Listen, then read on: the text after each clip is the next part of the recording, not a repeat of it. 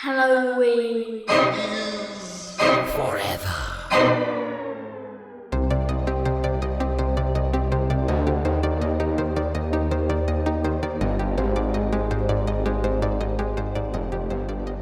Oh, Steve, my boy, how are you doing?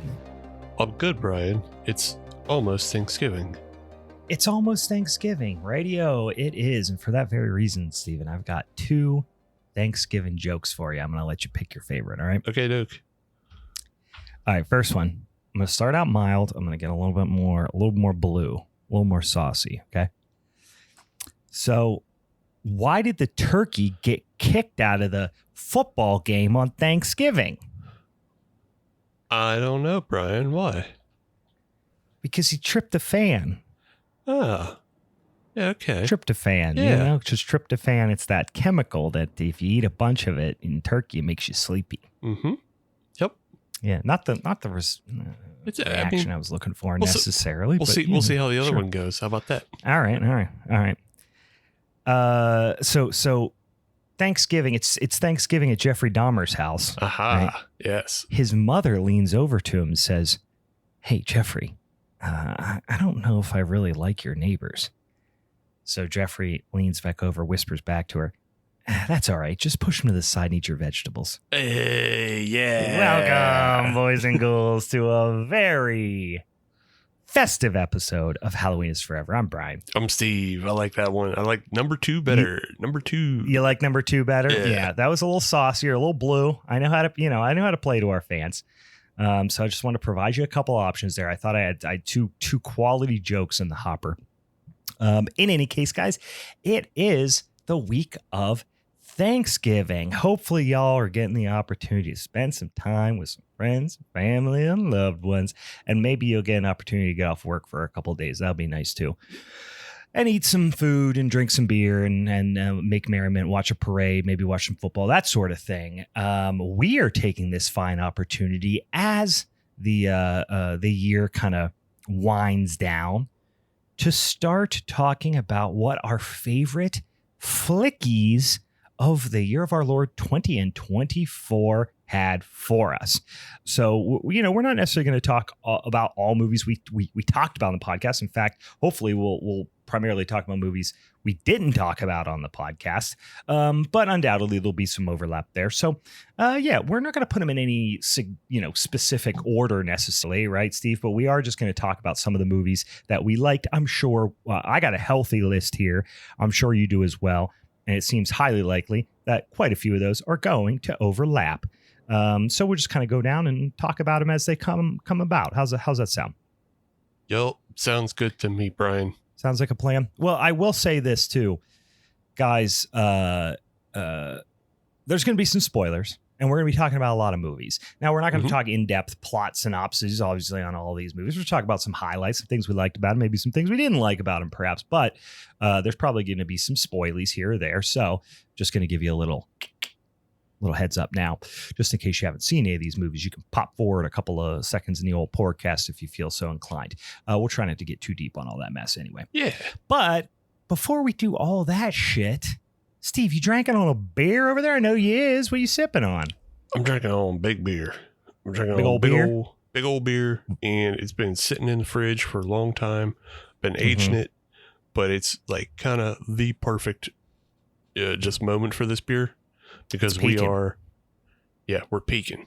I mean, at least I hope taste-wise it's peaking, but I know weather-wise it's peaking because we got our first snow. We sure did. We're finally pretty much, I'm assuming we are done with 60 and 70 degree weather for the rest of the year. I would venture to say so, yeah. I hope to God we are, because if we're not, we're in big troubles. Yeah. We're in the troubles. Yeah, then it's official. We're in the troubles. But yeah, we did get some snow, and it's looking like it's gonna be. Now I'm gonna be down in beautiful Nashville, Tennessee later so I'm sure I'll be dealing with some 60s and 70s. But as far as Pittsburgh's concerned, we're hunkering down. Yeah. And so I am drinking probably my favorite beer from this brewery. And I don't know that they've produced it in the last year or two, maybe. Yeah, so it's been sitting in the old fridge for a hot sec. It's been sitting in the fridge for a hot sec, but I just had a sip of it, and it is fucking great. And I'm excited. And I might not drink the other one I have for another year. Yeah, but let her sit. See how she does. What are we drinking on? My the suspense is killing me. I know it should be. I want it to get you. I wanted to get everybody hyped and excited. Coming in at an 11.5%. Ooh, big dog. It is an Imperial Smoked Coffee Stout. I like the sound of that. Yeah, from Hitchhiker Brewing. It's their Clouded Distraction. Oh, all right. Them boys do some good smoked beers, and they do some good coffee beers, and so it stands to reason they do a good smoked coffee beer. Can't even find like a date when this one was. Oh, okay. No, I got it. Canned in February of 2022. So it has been 2 years. So we're coming up on 2 years old. A beer like that, honestly, I always said, with like KBS and stuff like that, I would find that it was like peaking at that like 18-month mark. So, and I've had beers. I remember I had worldwide stouts that I sat on for too long. You know what I mean? 6-8 years. That were still tasting pretty good. So those big old bastards, they're going to hold up well. Yeah, brother, when I tell you I got some of those in the fridge as well, sitting and waiting. Yeah. That's true too. But yeah, this one is fucking so good right now because like it's all smoke and coffee, and it's not that it's not like the bacony type of smoke that you get from the Schlenkerlas. But it's just kind of that, it's a little acrid, it's a little bitter, but you expect that, and it tastes just kind of like a smoky black coffee right now. Yeah. And it's real syrupy, and it's a little sweet, and yeah, I'm very happy. It's all the things that I love, and it's, of course, an 11.5% stout, so hell yes, I love, time to go. Like, the older I get, now I appreciate a really good, high quality coffee, right? But I also appreciate dog shit coffee, right? Yeah. I like to go into a gas station and just get that coffee that's like, they're surprised you're buying coffee. You know what I mean? They don't even have like the nice like machines. They don't even have the carafes. They just have like a pot sitting and scalding on like a burner. You know what I mean? And you just pour it in there, and it's like, and it's just char. It tastes like charcoal. I will. It just, especially first thing in the morning. That's what I really, really like, is that thing first thing in the morning. It just feels like it's putting some hair on your chest. It's waking you up bright and early. Can I give you one of my favorite fat behaviors to engage in? Please.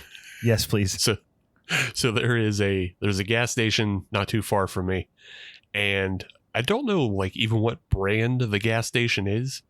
It's just a gas station.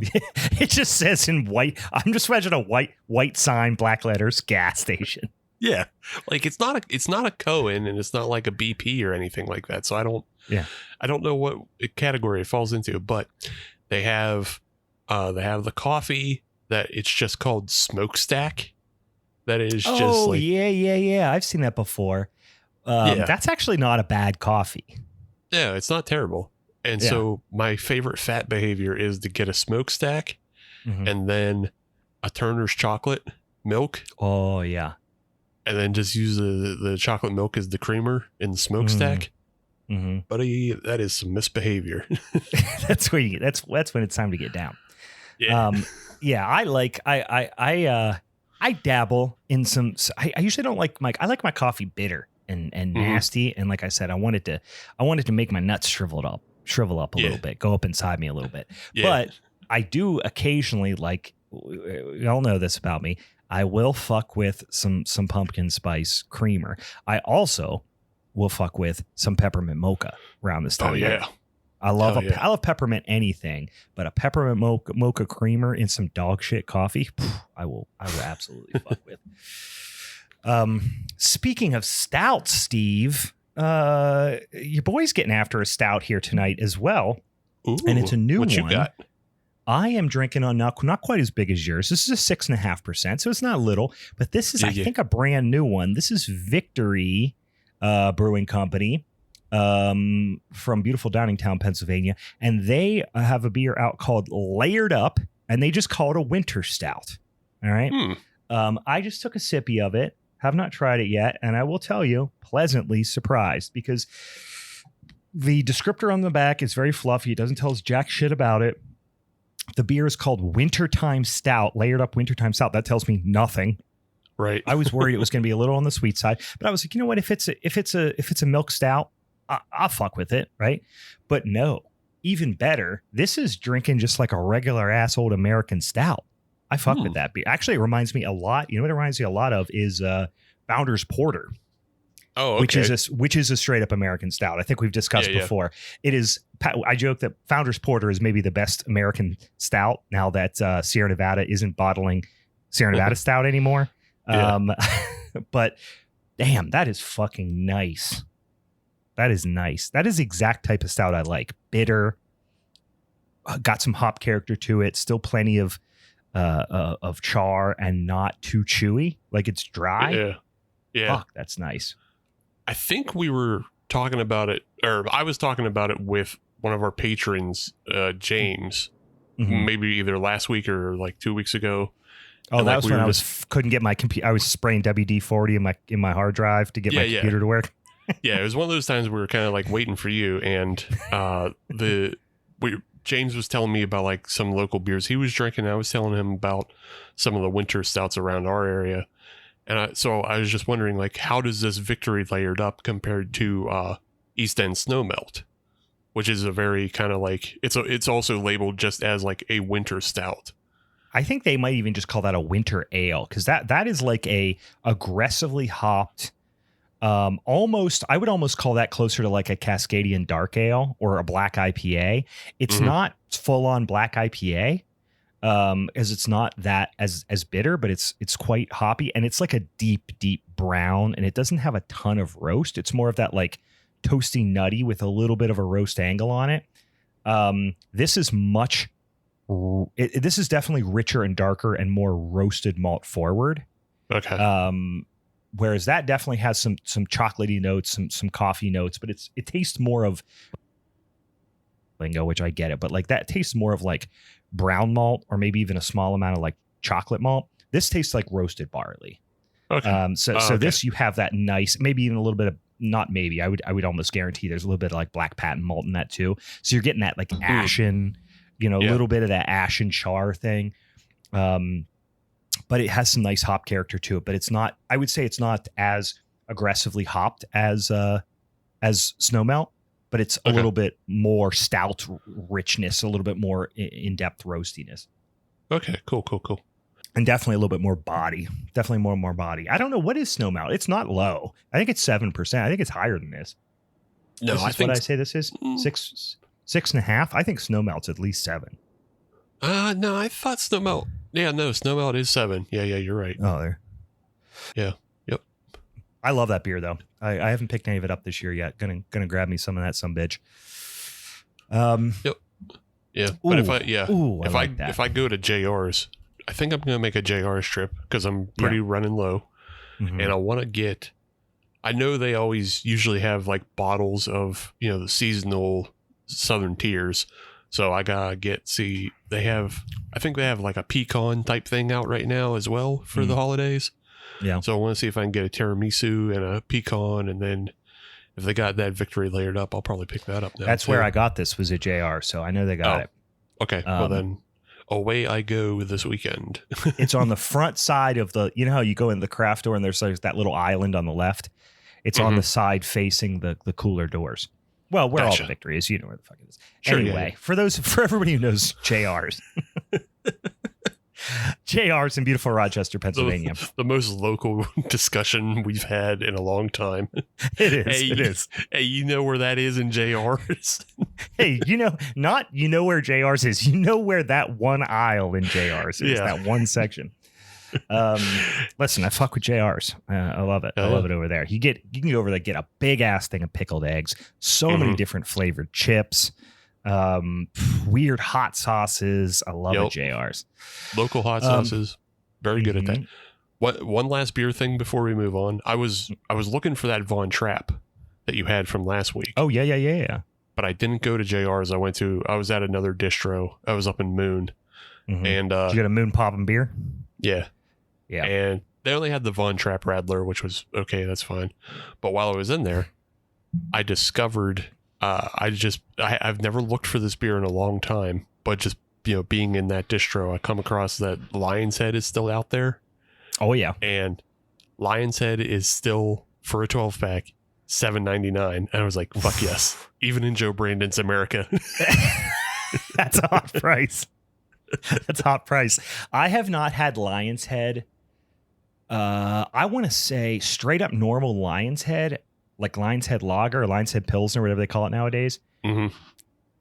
I was going to say since high school, but I don't think that's true. I think I was up in Scranton, which is that's Lion's Head country up there.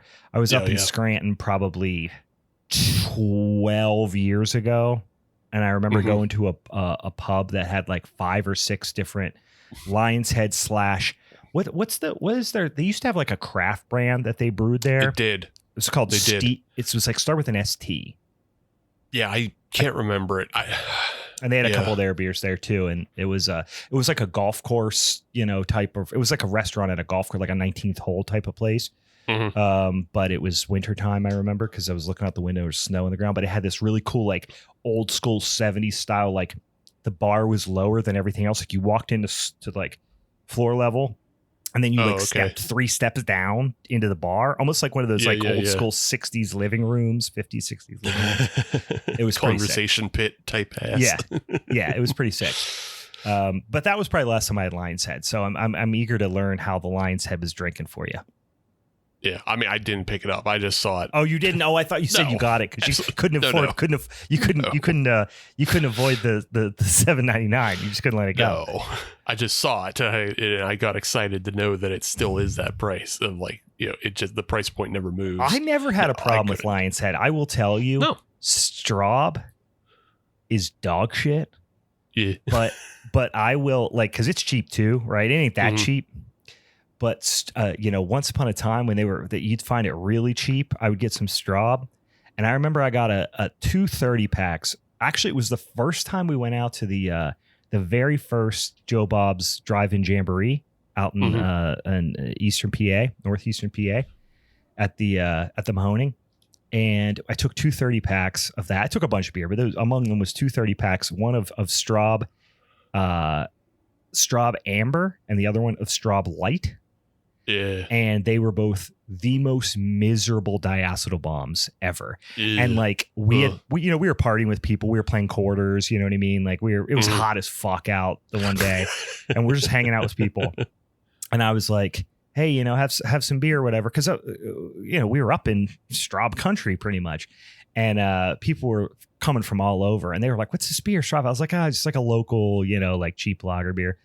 And they were drinking it and they were like, fuck, dude, this is terrible. Thank you for the free beer. I will drink it, but this is terrible. I was like, yes, it is. It's awful. I'm sorry that I'm introducing you to Pennsylvania beer this way. Yeah, this is not what all Pennsylvania represents. We're sorry. Yeah. We're sorry. Take free beer. We're sorry. Yeah. So, hams still hottest deal in town. 30 pack of hams. I don't know what's going nowadays. Can't be more than $14-15. Once upon a time it was $12.99. Yeah, I don't know if that's still the case. Still the hottest deal in town, guys. Could be.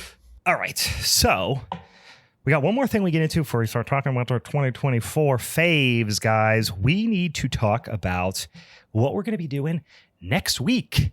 Believe it or not, next week, guys, it is going to be December. We are going to have the first episode of the beautiful month of December.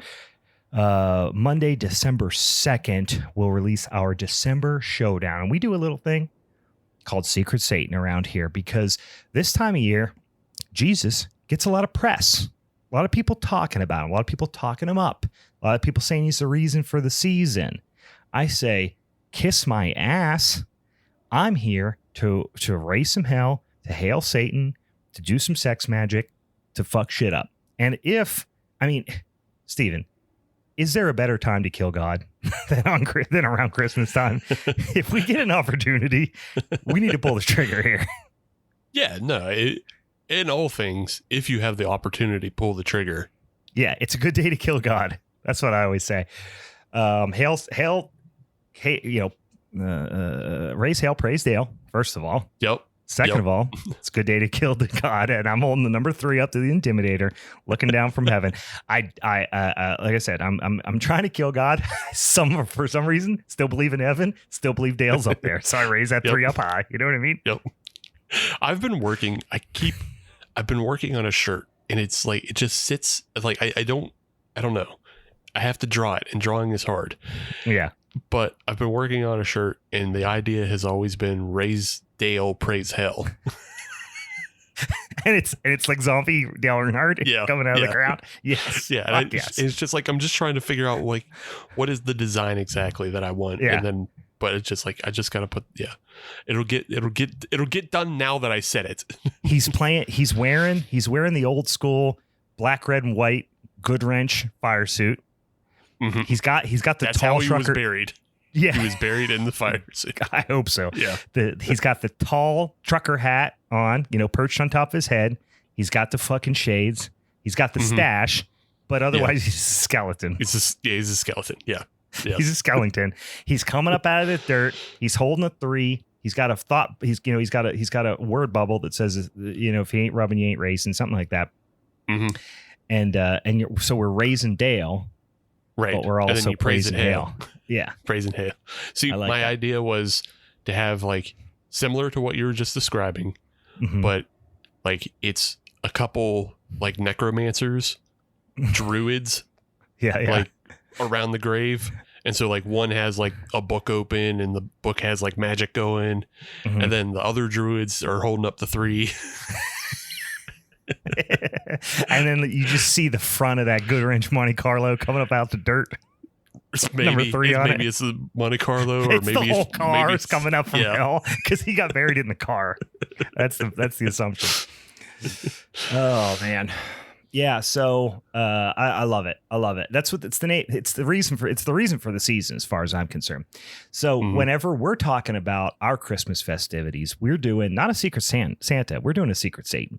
And historically, we've done a few different variations of it, where we, meaning the hosts, myself, Steven, and of course, R.I.P. Rest in Ponies, Horse Girl, Meg, our former third co-host. We would give each other a movie that we have to guess who gave it to us. Then we've done ones with the Patreon subscribers before. We've done a bunch of different stuff. This year, we kind of opened it up to our Patreon subscribers and said, you get first dibs. You get first crack at this motherfucker. If you have a movie that you want to throw out there to put on a Secret Satan wheel, we'll spin the wheel. But you informed me, I think it was last week, that there was actually one of our patrons specifically suggested a movie for me. So Steve, explain to them how we're going to do this, how we're going to pick the movies, because we're going to announce them for Secret Satan. So y'all have a little bit of time to go out and watch them this week if you want to before our showdown. Yeah. So as already mentioned, one of our patrons just straight up said, "I'm giving a gift to Brian." Yeah, which is usually bad news. Yeah, usually bad news. If somebody's giving a gift to Brian, I mean, yeah, usually bad news for Brian. But and they hate the movie, so they think they're getting you. But I don't hate the movie, so I don't know if they're getting you as good. Right. But they gifted The Mean One from 2022, 23, 24. I mean, that movie's just constantly been coming out. So like it comes out and then it goes away and then it comes out again. But this is one that I have not seen either, but I am excited to see because you spoke. I wouldn't say you spoke highly of it, but you had mentioned that it's kind of fun, and fans of the podcast know that I love a fucking Christmas horror movie. I mean, I'm watching one right now, and literally on Tubi, every single suggestion of what's coming up next is Christmas horror. And it stars, or I don't know if it stars, I haven't seen it, but the main character, the titular mean one, which is of course I would assume it's a Grinch knockoff of sorts, right? I know it is a Grinch knockoff of sorts. And I don't even know if it's a knockoff. It's like the Grinch. I just don't know if they can call it the Grinch. They can't call it the Grinch. Yeah. That's all. Is played by the great David Howard Thornton, who plays, of course, one of my absolute all-time favorite horror villains, Art the Clown, in the Terrifier franchise. And I'm a goddamn nut when it comes to the Terrifier franchise. I love it. So I think I'm happy for this. So I'm hoping it backfires on who gave this to me? Was it James who said this? No, this was Dan that gave you. Oh, Dan. The mean one. Oh, Dan's in the Discord right now. You think you're fucking slick, don't you, bud? Well, guess what? Yes, you fell right into my trap. You fell right into old daddy's trap here, because I'm excited for this one. And you said it came out, I don't know, somewhere between the years 2021 and 2023 or something like that. Yeah. Like All didn't have, it came out and then I think it had like a limited distro and then it went away for a while. Nobody could find it. But now I think it came back out onto like larger platforms. Yes. So everybody can watch it now. But yeah, it does only have a 3.9 on the IMDb's, but sometimes that's bullshit. Fuck IMDb's. I don't give a shit what they say over there. Dan's suggesting that I bring some Advil, and I don't know if that's because there's some annoying, something to it, or if it's just aggressive. And maybe, I could imagine the voice being aggressive, something like that. But here's what I'm going to do, Dan. I'll one up you. I'm going to smoke myself stupid before I watch this movie. I'm going to fucking nuke my brain before I watch it. So I'm in for the long haul. Can't be nuking your brain. That's no fair. That's cheating. Nope. Dan agrees with it. He threw it out there. He's saying it's okay. So that's the plan. That's the plan. I am going to microwave my frontal lobe before I watch this. So, all right. And for the other two, we're doing a little spin in here for you and our guests. Is that accurate? Yes, we're going to do a little spinning. So we're going to be joined by Anthony from They Called This a Movie. I like to call him Tone Dog. He likes when you call him Tone Dog. Old Tone Dog. Old Tone Dog. Tone Dog's coming on the pod. And we've had Anthony. Anthony's, is this his second or third time? This might be his second time on a showdown. But maybe third time on the pod. But I think this might be his second time. Yeah. But it is his first Secret Satan. I know that. So I'm going to spin a wheel. And because he's the guest, I'm going to give him kind of the first opportunities at all the movies on our wheel. And he'll be representing Better Watch Out from 2016. I just watched this movie the other night. Well, good. You're prepared. I don't hate it. I don't hate this it's movie. All right. Yeah. It's all right. Yeah. I'll have to see it in context next to the mean one to see what that means, to see how I feel about it. Yeah. I mean, obviously I haven't seen this, but I've seen Better Watch Out at least, I'm going to say, I think 3 times. Fairly well performed. Got some supremely hateable, couple of really supremely hateable characters, right, which is fun. And it's good. I like Better Watch Out. Very it's got a lot of Christmas vibes, I will say. I've talked about a lot how as much as I love Christmas horror movies, sometimes they're my Hallmark movies, So like when I have them on the back, like the one I have on now, I don't fucking, what is it even called? On Tubi. It's called He Knows. Assume it's he knows that you sleep and he knows when you're awake kind of situation. Not a lot of Christmassy vibes so far, so I'm a little bummed. But I will tell you, Better Watch Out, big Christmassy vibes. So I'm in for it. That's the one thing I can definitely say over the mean one. Like the mean one tries its best, but it feels definitely like a California Christmas in a way. Like there's not always snow on the ground. Like they try, but like Better Watch Out does perfectly kind of encapsulate, those holiday vibes at all times. Yeah. The lighting is very holiday centric. Yeah. Okay. Fun. All right, Steve, what are you going to be tasked with here for this merry mischief that is our Secret Satan Showdown? So I actually get a movie that I haven't seen, but it looks fucking insane. And so I'm enthused. Yeah. It is 1989's Deadly Games, aka Dial Code Santa Claus. Have you really never saw this movie? I really haven't. Wow, haven't. you are in for a treat. This movie is a absolute fucking blast. It is so weird. It is. So this is it's French, first of all. It is if you take Home Alone. Yes. And Funny Games. And combine them together. Yes. And the intruder is dressed as Santa Claus, and it fucking rules. You're going to love it. This is actually one of my favorite Christmas horror movies. Deadly Games, aka Dial Code Santa Claus, and I think there's a third title too. There's a bunch of titles. I looked it up. There is a bunch of titles to it. Yeah, it's like 316 Santa Claus or some shit. Yeah. 316. Yeah, because that's the equivalent of calling like 911 or emergency or something like that. I think, if I recall, in France, you're in for a treat. You're in for a treat, Steve. Really, really fun movie. Terrifying in certain aspects, but also just really fun, as you might imagine. Booby traps. There's a little kid. The Kevin McAllister character acts like he's got like a Rambo complex. Nice. And also he's like, his parents are like bajillionaires, so he has like every toy and gadget. It's less Kevin McAllister. I mean, obviously Kevin McAllister's families were fucking bajillionaires too, but it's like if Kevin McAllister's parents, like Kevin McAllister's dad was Inspector Gadget or something. You know what I mean? It's just like, great. It's wild. Yeah, you're gonna like it. You're gonna like it. Awesome. Yeah, it looked crazy, but yeah, I had just never seen it, and so, yeah, here we are. That's what we're doing, though. That's the Secret Satan Showdown. The Mean One versus Better Watch Out versus Deadly Games. That's quite a lineup. Yeah, I don't think there's been a more, like, spread out lineup. Diverse, I was just about to say, yeah. Yeah.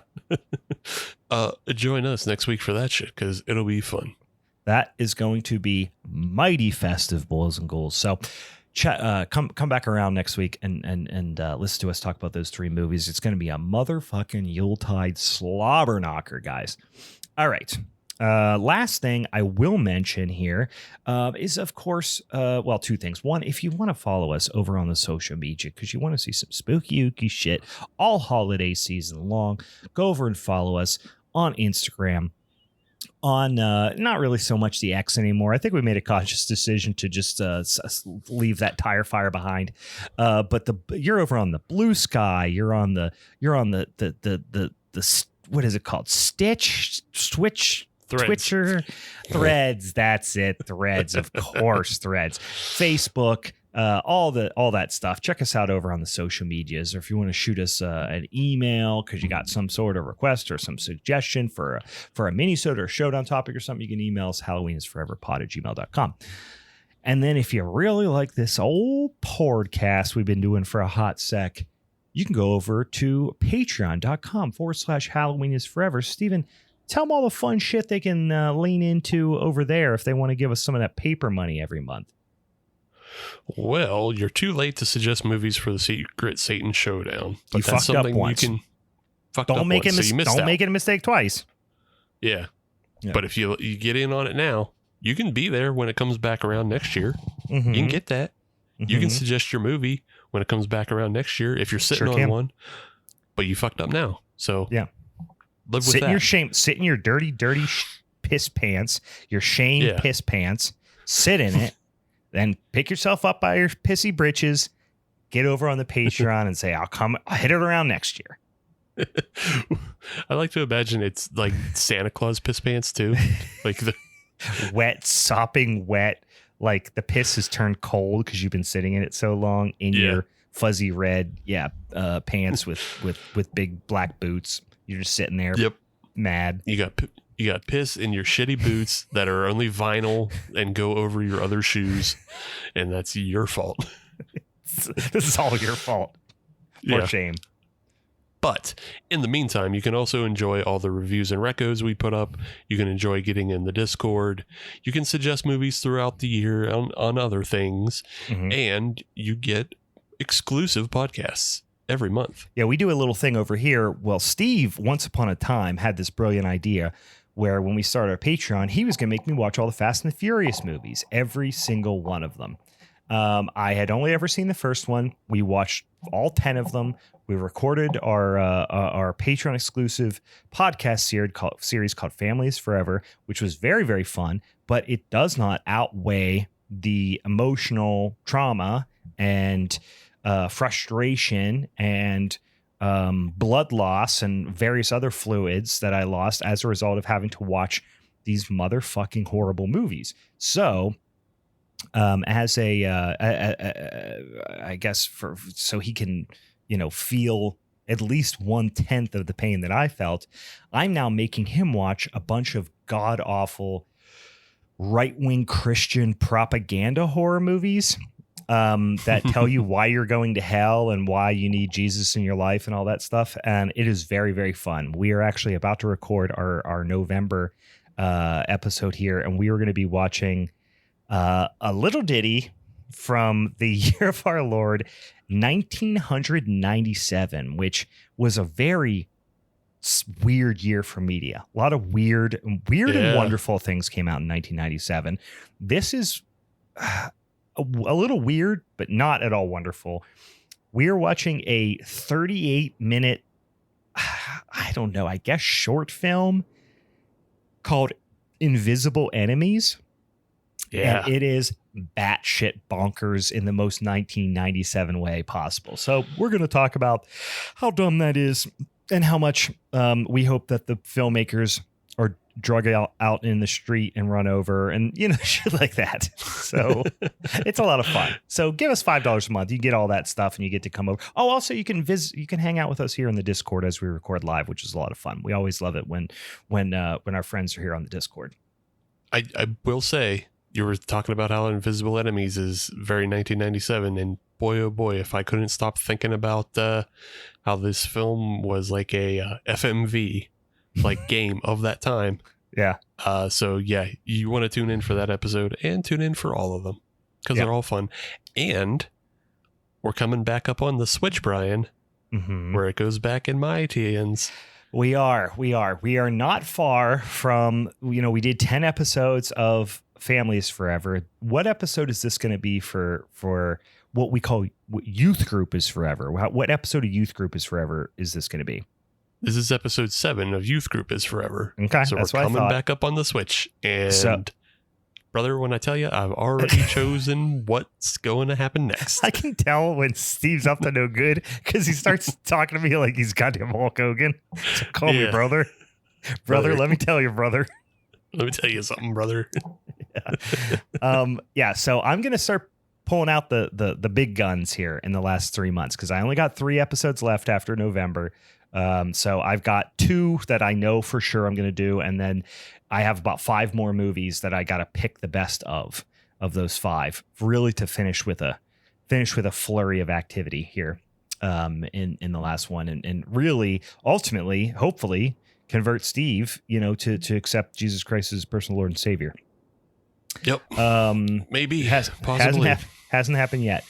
Nope. I am really what I'm going to do is if I can somehow get you to accept Jesus as your personal Lord and Savior, I'm then going to pull a rug out from under you and point and laugh at you. like sitting there in your dirty piss pants. Be like, you did. You LOL, tricked you, Christian. That's the plan. All right. All right.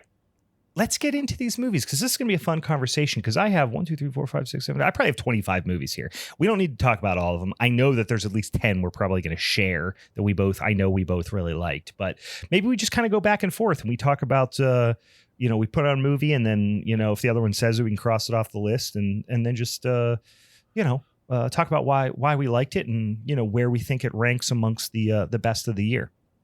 Sure. Can we start, though, since we're just coming off a little bit of LOL Christian talk? Yeah. Did you happen to see the 3rd episode of the Creep Tapes? No. Did it come out?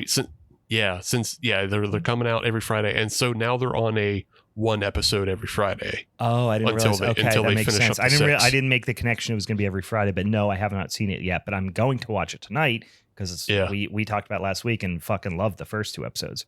Yeah. So this one is, I mean, if you couldn't figure it out from just the fact that I was linking it to the Christian stuff, this time Peach Fuzz dresses up as a priest. So nice. Yeah. So we don't have to talk about the episode per se. Then it's pretty fun. It has a punchline to it that I like.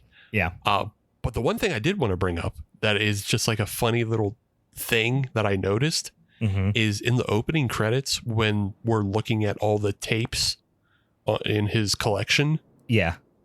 There's one that just says Pittsburgh Pirates on it. Is it really? That's funny. Yeah. What's his name? Why is his name escape me right now? It's Mark Duplass. Mark Duplass. Is he from Pittsburgh by chance? I thought he was Canadian. I don't think he is. Yeah. No, I don't think he's Canadian either. Okay. I don't think he's Canadian either, but I don't think he's from Pittsburgh. Yeah. I thought he was either from Chicago or from I think you're right. California. I think Chicago sounds right. That might be wrong as well, but in my mind, for some reason, he I thought he was from. He's from. We're way off. He is from Nolens, Louisiana. Great. Yeah. See. Yeah, we were both off. But yeah, that is interesting. I wonder what the Pittsburgh Pirates tape was.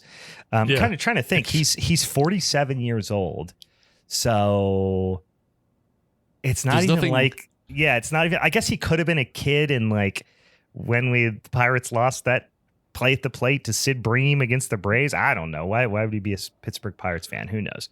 Could just like a general fan of Clemente. I don't know. Maybe, or maybe Duplass. I should have guessed New Orleans, by the way, by his French sounding name. But yeah, maybe it's his director partner Patrick Bryce that has a Pittsburgh tie somehow. Could be. Yeah, it's just a weird. It was just a weird thing I noticed. That like I was trying to read the tapes just to see what was in there, and then one just said Pittsburgh Pirates. I was like, what? Why? That's wild. Yeah, but yeah, episode 3 is good. So, but we can move on to something else. Well, do you want to give me one of your, again, these are in no particular order, just movies that we thought were standouts for 2024. Maybe at the end we can make some declaration about what our favorite film of 2024 is so far. I know we've got a couple of things to come. I know we've got a Nosferatu coming out here on Christmas Day, so the year is not over. I have high hopes for that one, but do you want to just go through and just throw out one you think is worth talking about? So I guess I'll lead off with like just a big hitter for me, and it was in my 31 days of horror recos, but I'll bring it back up for the general audience. Strange Darling. Have you seen? This is regrettably one of the like ones that seems to be on everyone's list that I have not seen. There's probably 3 movies that a lot of people are talking about, not necessarily in a top 10 sense, but that a lot of people were talked about this year and I just haven't got around to. And this is one of them. Yeah. I didn't see it when it like first came out and was in the theaters and everything and had a bunch of buzz around it. But the one thing I saw a lot on social media was go in cold, don't look up at anything about it. Yeah. Just see it as blind as possible. And they're absolutely right. It's one of those films that you have to see blind. Unfortunately, it may not benefit like future viewings because of that. Yeah. But you have to see it. Well, there's a couple on this list that frankly I was the same way on, that I liked a lot, and then upon a second viewing or upon a second consideration I was like, that's probably doesn't have a high rewatch value. But that's one of the reasons why I haven't watched this movie, is I know a little bit about it. I don't know a lot about it. I just know the general premise, right? So I'm not going in blind, and I've heard that, hey, you need to go in blind, and I read a couple of, not spoilers, but like headlines of reviews or saw an image online, and I was like, not enough to make me not want to watch it, but I just, that's probably why it's bumped it down the list a little bit for me. Yeah, it is really great though. It has this feel of a Tarantino film. Like just stylized, Yeah. Yeah. Kind of. Yeah. It's stylized, and like we're in the age now of people who are our age are now reaching the top director positions. Yes. And so people are our age are obviously influenced by everything from the 90s. So this film has a very 90s feel to it, and it has a very Tarantino feel to it, but like not in a bad way, and not in a way that really hampers the film or makes it feel derivative, just in a way that you notice and you go, ah, yes, I know where this person's coming from. And it has a fantastic twist, and the cast is really small in that like you only have like 4 main characters that you really deal with. And so one is Kyle Gallner, who has been doing just some really fantastic work the past couple years. He was in another movie that I really enjoyed last year. Oh, yes. We've talked about, we both are fans of Kyle Gallner. I mean, he was in Smile, which I think a lot of people will know him from, and Smile 2. But yeah, he's been in, we've talked about how we both like this guy. He's been in some good stuff, and he's been in some dog shit, but even the things that are dog shit, he stood out in. I remember we both like The Cleansing Hour, right? That he was in, but then he's been in some other stuff that I think are I don't know, kind of general dog shit. I mean, some of the recent Scream movies. Yeah. He was in Scream 2022, and like, that's okay. That's whatever. But the movie that I enjoyed him in from last year is called The Passenger, which leans a little bit horror, but it's kind of more of a thriller type deal. I don't think I saw that one. It's an intense film. Yeah. But yeah, I like that film a lot. But yeah, he's also just been like, he's been working at it is what he's been doing. Cause like he got his start doing like Law and Order and CSI bit parts and shit like that. Yeah. And then has worked his way up to like just these really fantastic roles. So he's great in Strange Darling. He plays against Willa Fitzgerald in Strange Darling, and she, for me, is most recognizable from season 1 of Reacher. Oh, okay. So yeah, she's kind of the lady sheriff in Reacher that is like the only one that believes him, and it like goes along with Reacher, and then also winds up banging Reacher.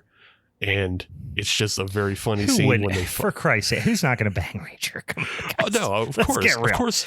And also, if we're talking about hunks, this Kyle Gallner boy, I mean, he's got young Orlando Bloom vibes going big time. Yeah, he's a fucking hunk.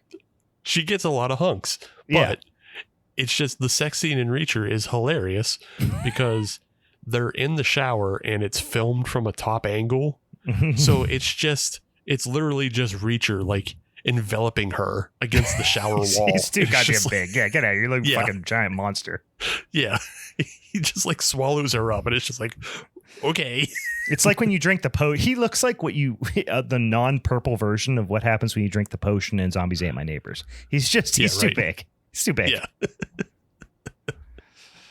But yeah, Willa Fitzgerald kills it in this movie. And then Ed Begley Jr.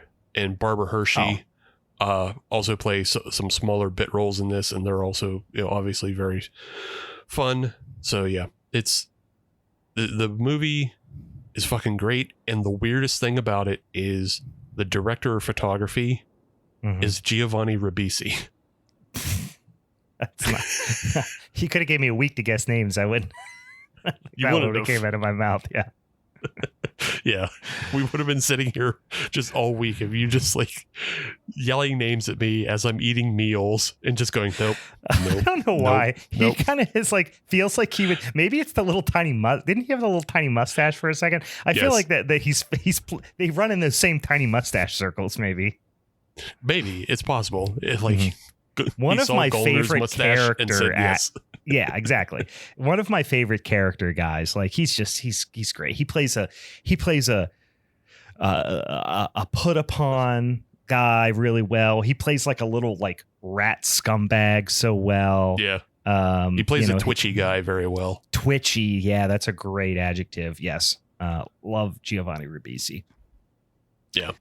So, but yeah, he does an okay job. It's not like amazing DP work, but it's not uninteresting either. Yeah. So yeah, it's just a funny thing that he's the DP. And I think before this, he only had a couple like short films and music videos he also did a DP job on. So I guess he's gotten really interested in doing photography work. All right. It's Good for fine, you, buddy. But he's been at it since he was a kid. You know what I mean? He's been in the business forever. So right. But and I think that's also more of that 90s influence as well, because he would have been growing up acting in the films. Sure. That were, of that indie wave of the 90s. He would have been acting in those. So yeah, influenced by those. But overall, Strange Darling is a great film and everybody should go see it. Yeah, I got to get, I mean, it's been on my list forever. I just haven't pulled the trigger. I mean, I just watched The Substance this week. Oh, yeah. So like, I'm just been, well, I've been deep down this J-horror situation for a minute, and I've escape it. I know I've been I haven't watched this many. I mean, I've watched a lot of new movies this year, certainly more than the average person. But in other years, I feel like I've seen every like major, not even major, but like everything new that comes out. And this year, I've been stuck with some, getting after some older stuff. But all right, I'm gonna throw one out here that I know we both liked, and I'd be surprised if it wasn't on your list. And I think. It's insane that I don't remember, but I think we did an episode very recently on this. Did we do Daddy's Head? No, and I haven't seen it either. You haven't seen it? My gosh, why did I think that? I imagined an entire conversation between us that didn't happen. All right, well then I will not. Not that I was going to try to spoil it otherwise, but I'll try to keep things light. Daddy's Head, fantastic. Weird. I think we talked about it.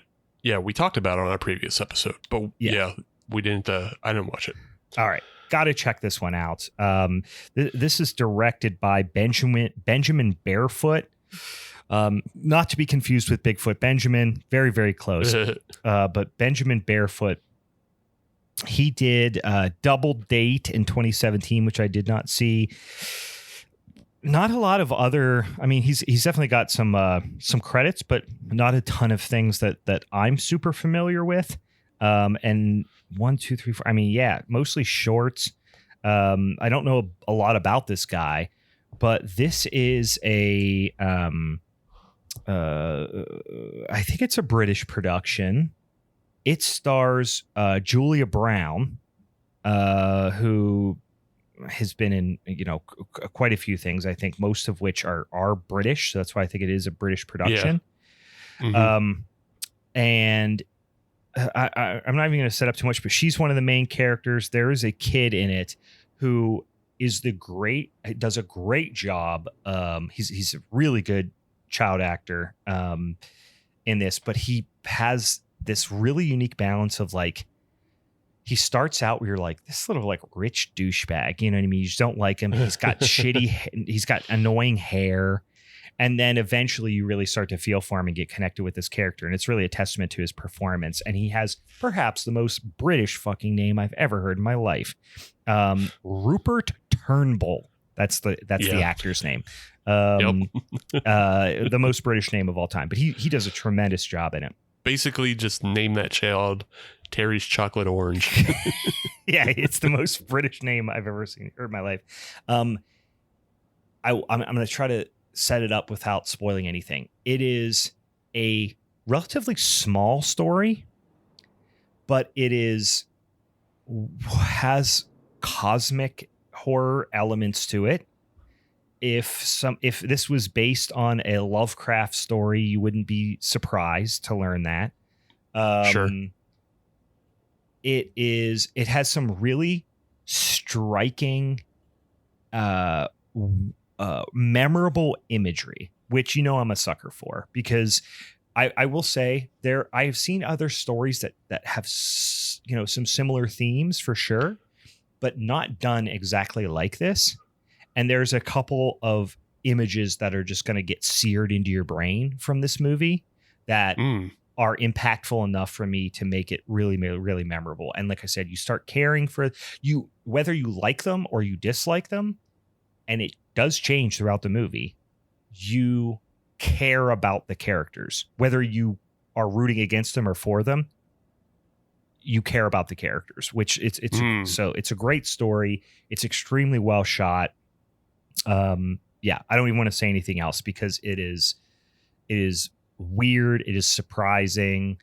It's a little bonkers, and it's just a tight story. And it's like, you know, spoiler alert. I liked the Substance a lot, but it was too fucking long. And this is like a tight hour 30. Daddy's Head Seuss, and it's perfect. It's just paced really well, which I appreciate. The older I get, the more I appreciate something that doesn't wear out its welcome, and this one doesn't. Sure. I see again, and maybe this is how our ability to not be overstimulated and yours to be overstimulated differs, because like we talked about this during Prometheus. And you said I was too stimulated. I got a headache and I got tired. That's not a regular movie, Steve. Please don't act like that's a regular movie. I'm not acting like it's a regular movie, but I think the Substance leans closer to Prometheus than regular movie. That's not where I thought, but the big swing, crazy wackiness, that's not where I thought it dragged. There was other parts where it's just like, if it was really developing Demi Moore's character more or something, but there's just like, listen, what's her name? I forget her name off the top of my head. Margaret Qualley. She's a tremendously attractive human being. And I'm not complaining about constantly looking at shots of her in all of her angles of her body. Right. Yeah. But after a while, you're like, we get it.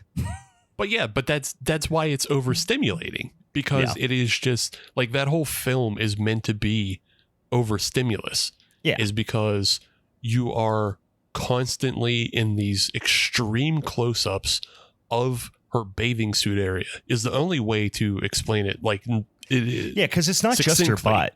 Sometimes it's her butt, but a lot of times it is like she is standing over top of you. You are a mirror. She is standing over top of you. You're just like, how much of her pelvic region can I see? Yeah, but it's extreme close-ups of that. But even before we get to that kind of perversion, it is also like extreme close-ups of Dennis Quaid's fucking. No, I was gonna say Dennis Quaid, his fucking butthole mouth when he's shoving raw shrimp into it. Yeah, but then it's. That has but it's gross and it's overstimulating and it's unusual to be that close on anything. And so I think that burns out a lot of people when they see that much stylized imagery over and over and over again. Like, because it makes your brain process things differently and it makes it weird. I didn't think, and we can absolutely we probably might as well at this point just get into the Substance because I think it's going to be on both of our lists, right? It's definitely on my top 10. I'm not going to put it at number 1 for me for the year, which I think a lot of people are just putting it at like de facto number 1 for the year. I like it a lot. I thought it was super unique. You didn't know where it was going. There were some instances where it was a little bit predictable, but you didn't know where it was going for the most part. But I didn't feel overstimulated by it. I actually felt at certain points where it was like, you're dragging out something that I know what's going to happen next. And if you drag out the situation where I don't know what's going to happen, and it's like the Willy Wonka quote, the suspense is killing me. I hope it'll last. Like that you're like, great. But if it's like, I know what's going to happen next. Sure. And they drag it out for 5 minutes when it could be 20 seconds. And I'm like, come on. The movie was fucking how long was it? It was like 2 hours and 15 minutes or something. Was it? I don't know. I didn't feel it. I didn't feel it. Long. It's too fucking long. Really, really well acted. And I love the bonkers. 220. And I don't remember it being 220. That's so weird. Long. So Dennis Quaid, first of all, fantastic. Relatively small, not a small part. There's not a lot of characters in this movie. So he plays one of the large, but it's 90% two people. Dennis Quaid being cartoony and everyone else in the world being cartoony, I love. Right. I love this. This is like we're living in a comic book. Right. I think that's fun. But there are just, there are just times where Demi Moore's character, who's supposed to be and it's certainly early on, is supposed to be the one that's bringing us back to Earth a little bit and is just adapting to the environment. Is just doing like I don't know that we need to see her doing all the cooking stuff for as long as we did, and like seeing her spiral into her eating thing that much. I understand that is part of the message, is like, this is what the culture does to women, and I get it, but I can get it with less of that. Sure, maybe. I don't know. I just disagree. Like, again, it didn't bother me as much, and I think watching that, progressive and drawn out, like, because the other one is like when she's in the bathroom and trying to get ready for that date.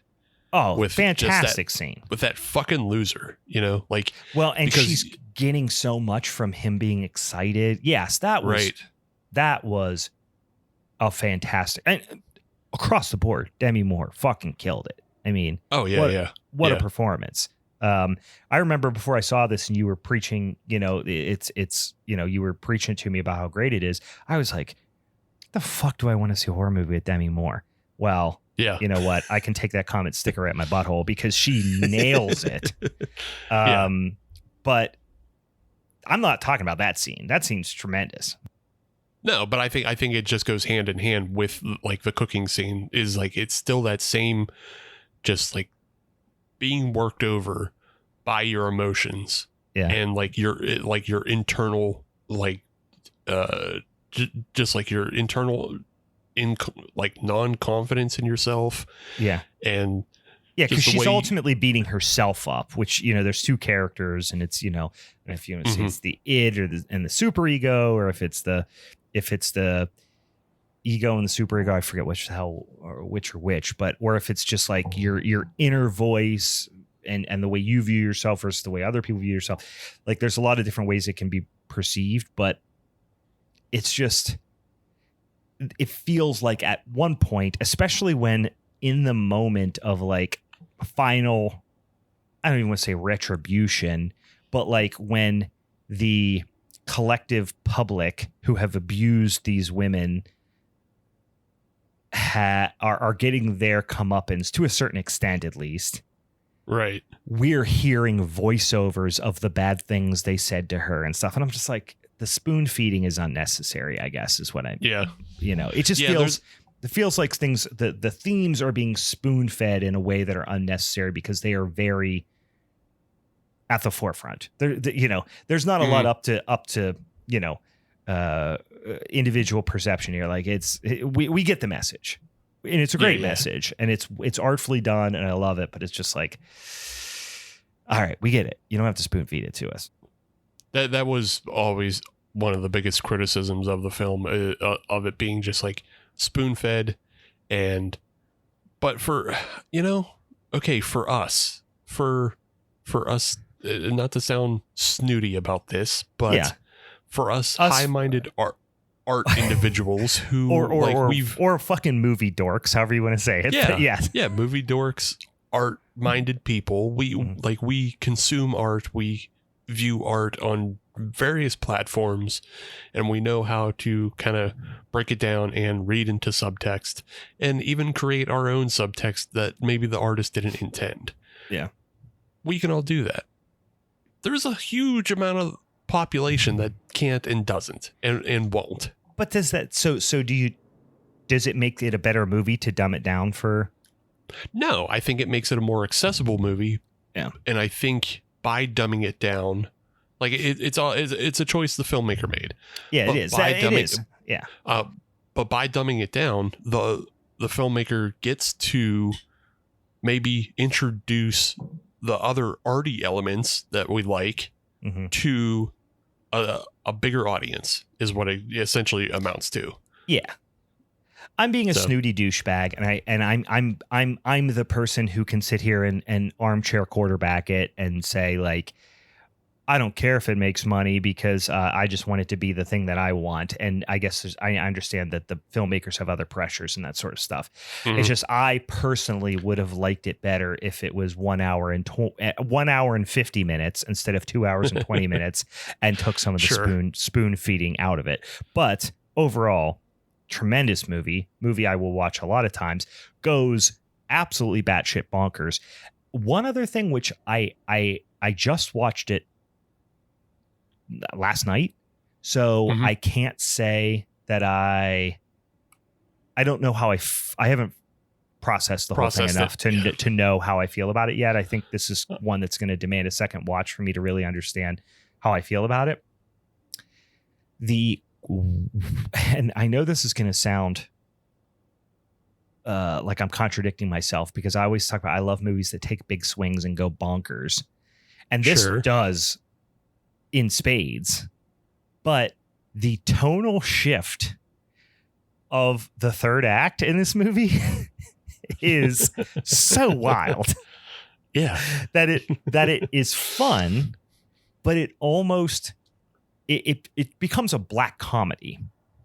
Mhm. Whereas up until this point, it's pretty serious. Not serious, like I said, it's cartoony and all those things, but the themes are serious, and Demi Moore's character is deadly serious, and you're feeling for her, and you're looking at everything through her eyes, and you're getting all the weird, her falling into her own trap she's setting, and the industry she's grew up in, and all these things. And then you learn to hate the people she hates, and all this stuff's happening. You feel for her, and then there's all the weird gross out stuff that's happening, like body horror, and not even the crazy body horror places it goes to, like the body horror of the things she's doing to her body, because she has such low self-esteem, and she only values herself for her appearance, and the value that the perceived value that the industry gives her, and all those things. And then, so all pretty serious themes. And it also almost has like addiction vibes. And then all of a sudden it is spray everybody with blood, melted face, smiling, the ending is black comedy through and through. Right. Yeah. Yeah. It literally just turns into a Gwar concert. Yeah. And I mean, still, as wild as it is, like I obviously love that part about it, because it essentially just becomes, it becomes like this exaggerated form of like when Britney Spears melted down is what it is. We're watching the meltdown of somebody. Sure. And everybody who is at that, the way we all watched Britney Spears meltdown through TMZ and through, the various news outlets, like those people in the audience are doing the exact same thing. They're watching the monstro Eliza Sue, Sure. They're watching her fucking come apart. I mean, but that's just a straight up joke for them to put that up on screen though, too. Like that's just a bit. They're just doing bits. Yeah. It's definitely meant to be played for laughs, especially like, I mean, we're getting laughs even before that when Sue is in the hallway with Dennis Quaid's character, and like he's surrounded by all those cartoonish TV execs and everything. Mm-hmm. So like we're supposed to be getting laughs out of all this, and like she's trying to smile with no teeth. And yeah, it's supposed to be funny, but like that's also supposed to be like the real horror of it all, is this person is having a fucking breakdown in public, and nobody is concerned about her per se. Everybody's freaking out about like how she's affecting them. Yeah. And like they're treating her like she's the monster, as if they didn't create it, as if they didn't have a hand in it. And then they're all trying to punish her and push her out the door and all of that. And it's just, I mean, the other thing I've seen associated with this movie a lot is the Garth Marenghi fucking quote where he's like, I know writers have used subtext and they're all cowards. Yeah. I mean, I like that it was so in your face about everything. I just, it just felt, some of the stuff felt shoehorned, some of the spoon feeding stuff. Cause it was just like, it's not subtle. No. And then to have it like shoved in your face again, like literally like as she's spraying, blood all over everybody, they keep, I mean, it feels like they did it 3 or 4 times. They have Dennis Quaid going, "Pretty girls smile," or whatever the quote is, Yeah. And we're like, yeah, we remember that just happened like 10 minutes ago. Like we understand that is ironic now that what's happening to them. And, so I feel like that also might just be another comment by the filmmaker of just like the way she personally views that entire world. Sure. Like the entire world of Hollywood and everything.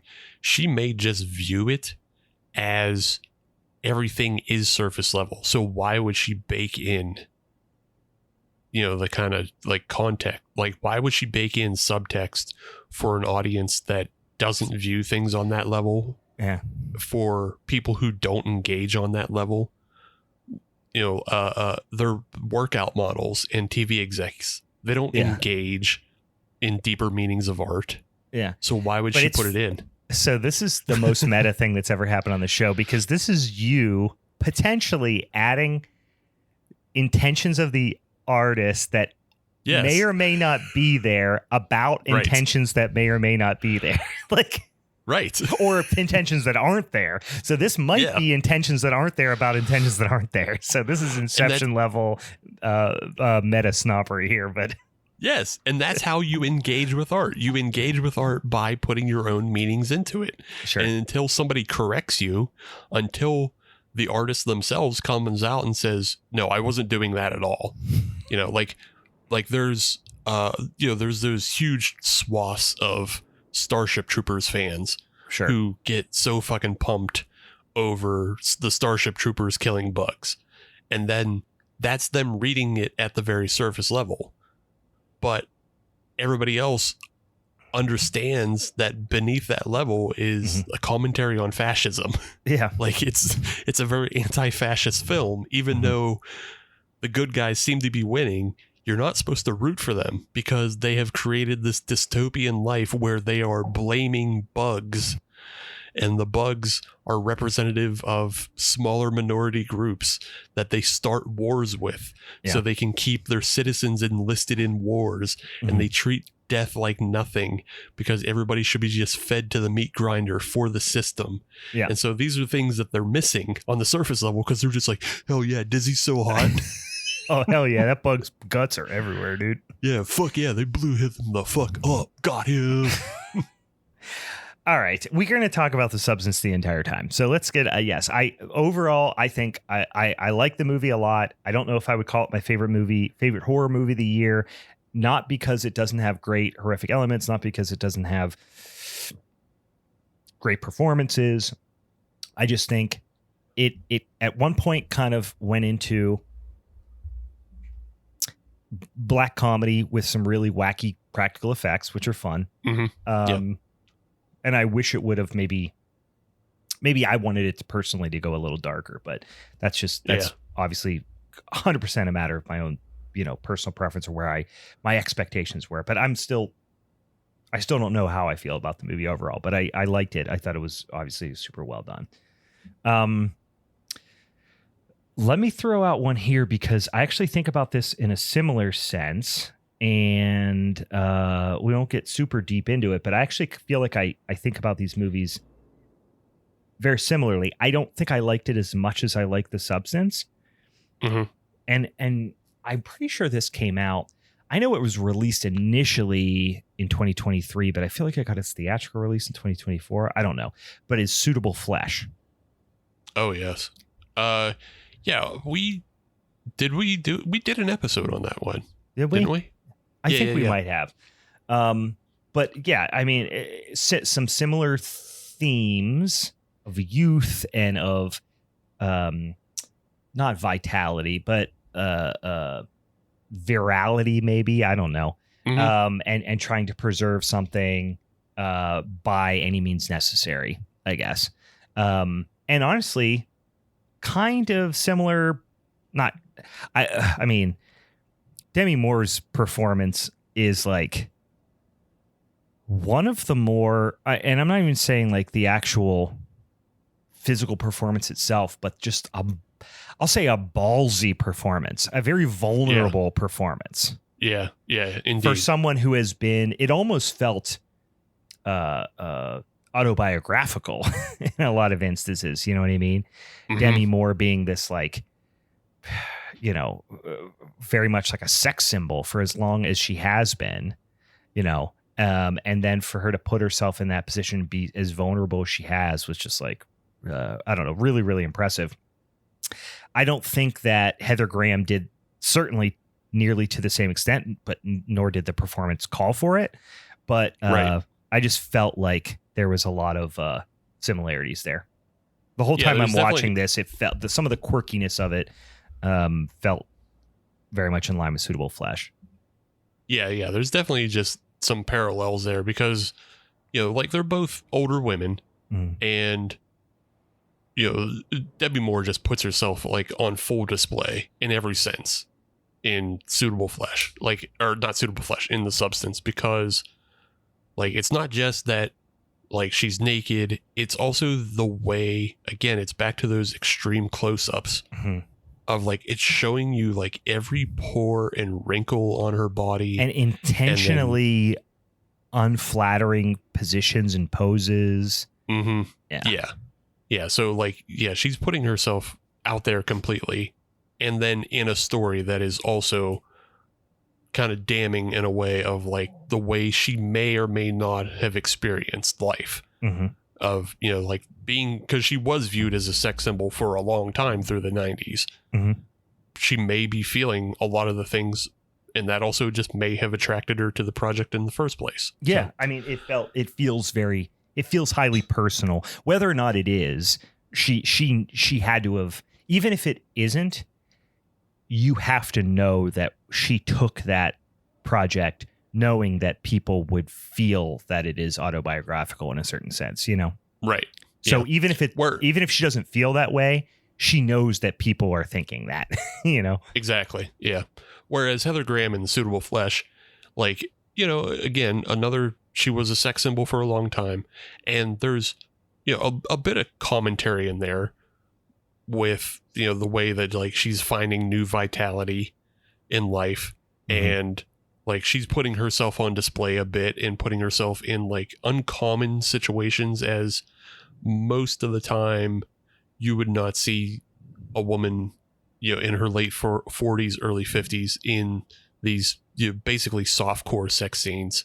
You wouldn't see that. And that's more of a commentary on just like Hollywood being gross and always insisting on, the women being under 30 with men who are over 50. Yeah. So, the Suitable Flesh plays on that reverse a little bit. Very much. Because they put, that younger guy, I think his name's Asa.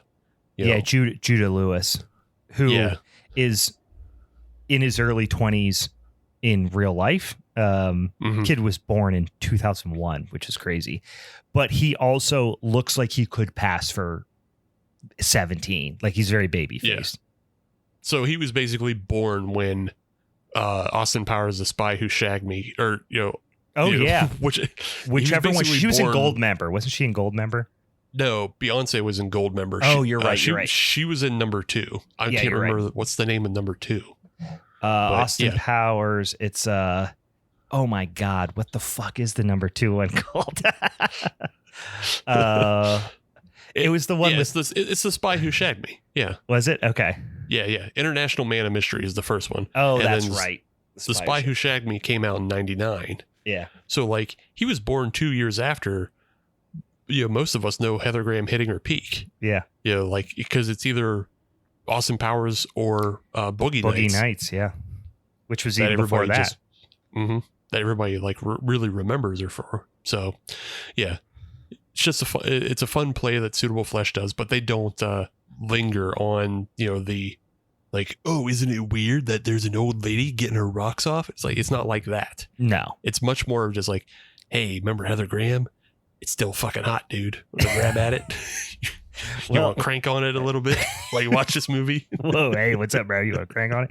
The interesting thing about Suitable Flesh and is going to stand out for me. And in the moment when I watched the movie, I've seen it twice now. I didn't love it the first time, and I appreciate it more the second time. Is the almost the weird lighting and the way it was shot. This like almost telenovela type of.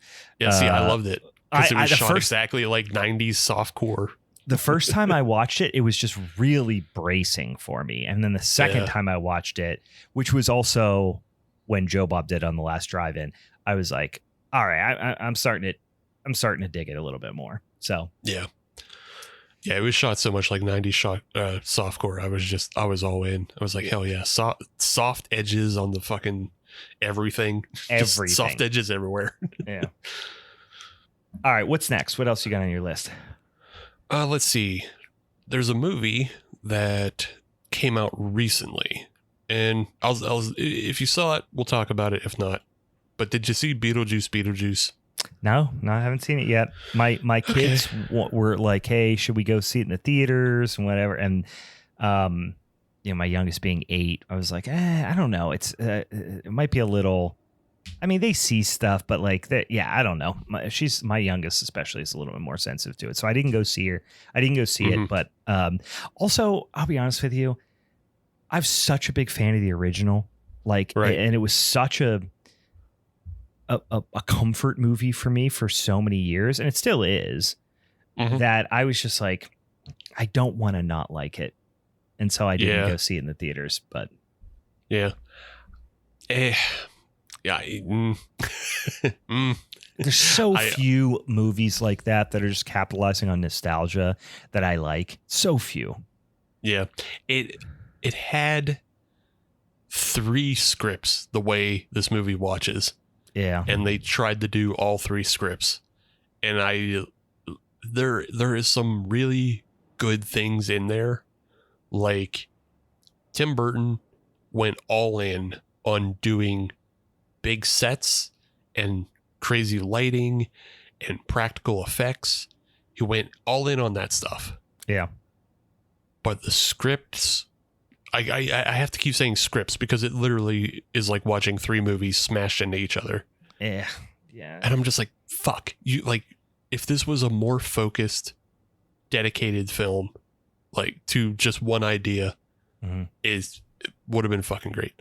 I will say though, and I don't care about spoiling this, it is really fucking funny how they deal with Lydia's dad, Charles. Yeah. Yeah, it's really fucking funny. And it's also, I'll tell you, it's a warning as to your kids might not be up for this either. So I heard there was a couple of scenes that are like, might be a little much for them, and that's why I didn't do it. Yeah, there is a couple scenes that are a little much, and like this one, how they deal with Charles dates is, I'm kind of surprised they got away with it for PG-13. So the way they deal with it is he dies, and they talk about his death, and his death is done in claymation. Okay, and so they never have to reuse what's his name, Jeffrey Jones. Yeah. They never have to reuse him. He's a pedophile, by the way. Right. Yeah. Literally in real life, he is a pedophile. Yeah. Yeah. They never have to use him on camera as a person because they have his, likeness in claymation, and they're retelling the story of his death. And his death is he's flying from a bird watching trip across the ocean, and the plane crashes. And while he's in the ocean, he survives the plane crash, but he gets eaten by a shark. Okay. So when he dies and he shows up in the other world, he has just like a giant shark bite. It's a cartoonish shark bite taken out of his head down to his chest. Yeah. So he's just like a half a torso kind of. Yeah, he's a half a torso, and like his like esophagus is sticking up out of his chest, squirting blood. Yeah, that might be a little much for an 8-year-old. Yeah, it's too much for your kids, but it's a really funny way of handling it. I like that. Yeah. I was curious to see how they did that. I intentionally didn't do the spoilers, and then I heard mixed things, and everybody was like, it's a lot of fan service. It's a lot of the things you would expect. Here's what I kept thinking of is like the two biggest movies, like, and these are movies that both came out when I was too young to watch them. I was born in 85. Beetlejuice came out in 88 or 89. Yeah. That and Ghostbusters were I watched them 100 times as a child, but but I watched them 5, 6, 8 years after they came out. Right. When I was like of a more appropriate age to just be obsessed with them. And so I watched them on home video over and over and over again. And then when all the new Ghostbusters movies have just been so depressing to me, and I've watched every one of them. And they just were so, the fan service, and I just hated it so much. And not even like, not in the weird incel, like, don't make ladies in them, but just like that all don't the fans. Don't make lady Ghostbusters. No, I love, whenever they put, Kristen Wiig is one of my favorite performers of all time. I was so excited for it.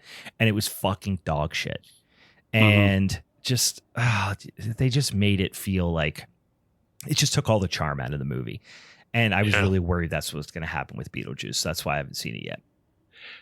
Yeah, I won't say all the charm is gone. Like, you can still find fun things in there. It's just like, it's messy, and I don't understand this need to recycle jokes. Yeah. Like, because they recycle a couple jokes that are just like, yeah, you did it in the first one. I don't need to see it again. Show me something new. What the fuck? Yeah, I gotta assume that it was like they've got some research that says like, hey, there's an X percentage of people who are going to see this and never saw the original, so you can go back to that. Well, what does that? See, and that's the other thing is, what does that matter? Because if X amount of people who haven't seen it, so it's a new joke, whether or not it's a new joke to them, it doesn't matter. Because they've never seen the original. Yeah. And then there's us as an audience who doesn't want to see recycled stuff. That's the thing is, I don't think that's to be. I think that people do want to see that shit. Unfortunately, they want to see that nods, the wink, wink, nod, nod fan service stuff. But I'm just saying, I think their piece of the pie has got to be smaller than every other audience. Maybe. Because like there's us who don't want to see it, and then there's the people who don't know anything about it. And then they have to be the small, are they, or I don't know. Maybe they're not the small sliver. Maybe they are the fucking 30% of like opening weekend sales or whatever. I bet they are. I mean, it's people with, so I'm always so interested to know these things. And like, I work in a completely different industry, but like the insights that we do from a market, but I work in marketing, right? So the insights that we see around stuff are always so surprising to me and are so sometimes counterintuitive to me. I would just love to be a fly on the wall in one of these like marketing meetings but these filmmakers, whether it's somebody who's tasked with writing the script or the 10 people who are ultimately going to touch the script, have been provided an absolute impossible task. Because if they do deliver all that fan service, then it's why are you recycling shit? But if they actually are given creative license to do something different, which I would assume a lot of them would probably prefer, they're going to be like, why did you do that? Why'd you go in a totally different direction? Why don't you just stick to the fucking script, dildo? You know what I mean? So it is the ultimate double-edged sword. You're going to get fucking cut no matter what. It's just, So anyway, I just always believe it's better to have integrity and just do the original thing. Do an original thing. Don't worry about revisiting the old stuff because the old stuff exists. But how about Halloween Ends? I mean, like everyone says that's the fucking worst. Like people hated Halloween Ends. because they did something different. Yeah, but it's also bad. It was no, it's not. It was good. They just did a different It was a Spider-Man idea. movie. Brian, it was a Spider-Man movie. Okay? I'm not opening this can of worms. It's not a Spider-Man movie. I'm just saying, the fact that I can identify it as a Spider-Man movie means that they just sure, it was different from Halloween, but they made a Spider-Man movie. That's all it is. Like, they made a fucking Marvel movie with a fucking killer angle to it. That's all it is. Vampire radioactive cereal. Yeah. Guys, if I'm you want to hear, go back to when this movie came out. Listen to our episode where Steve tries to convince me it's a Spider-Man movie. It has all the plot points of the original Tobey Maguire Spider-Man, and I'm not going to relitigate this. Like, I don't care if they make an original Halloween film. Yeah. But they didn't make an original Halloween film. They made a Spider-Man film. So all right, listen to me. All right, who's up next? Whose turn is it? Okay, so I wanted to follow up Beetlejuice with a film that came out this year that is more original, but I don't think we did it. We didn't do an episode on it, and we maybe only lightly talked about it. And I still don't know if you've actually seen it, but Lisa Frankenstein. Did you see that? No, that was one of the other ones that people seem to like. And it just looked too... I'm going to see it. I will see it eventually. But I did not prioritize it because it looked it looked too fucking cutesy to me. Sure. It just looked really cutesy. It looked like, Warm Bodies or something like that. Where I was just like, Jesus Christ. Do we need another like teen fucking... romantic horror comedy or something, whatever it was supposed to be, but it might not be what it is. But that's just me, my bias. Yeah, I think it's a little edgier than like Warm Bodies, or what's that other one that you've talked about before that your kids watch? That it has like zombies in it, but like the zombies are pretty or whatever it is. Oh, just zombies. It's called Zombies. It's a Disney movie. Yeah, there's like a Disney franchise called Zombies that they like. Yeah. Yeah. So like Dan's backing me up on this. Like, yeah, there is like cutesy stuff to Lisa Frankenstein, but it does have edge. There is one thing that happens in that film that I would say makes this something you can't introduce to your kids yet. So like there's at least one thing that happens. Someone gets their jugular ripped out or something. Yeah. Close. Yeah. Close. It's a little more risque. More risque is what I'll put it as. Someone gets their genitals eaten or something. Close. Yeah. Very close. But yeah, like overall, Lisa Frankenstein is much more in that Beetlejuice vein of like, it's a film that is accessible to a wider audience. It has some pretty good comedy to it. It gets it feels like a little cutesy, high schooly, drama-y, but there's also like, there's just kind of a brutality to it at times too. Yeah. Of like Catherine Newton, who we like from Abigail. She brings back to life essentially a Frankenstein for herself. Daniel Frankenstein, sure. And she wants to do sex with the Frankenstein because nobody else likes her. Sure. And then there's also a scene where like she kind of gets sexually assaulted by a kid, and she lures that kid out to a graveyard to get killed by the Frankenstein. Yeah. So wow, that's some real role reversal situation where she's the one who gets the Frankenstein for romance, whereas in the original story, the Frankenstein wants another Frankenstein for romance. Yeah. So so Frankenstein's putting herself into Frankenstein's role. Yeah, the Frankenstein last name putting herself into Frankenstein monster role. Yeah. So she is like, it's a good film. It has kind of that. It does have a lot of that faux neon, the way people remember the 80s and 90s. Sure. But there's also some like toned down stuff as well. And yeah, I think it's a really good film. I think as far what's more interesting to me is, like the director is Zelda Williams, who was Robin Williams' daughter.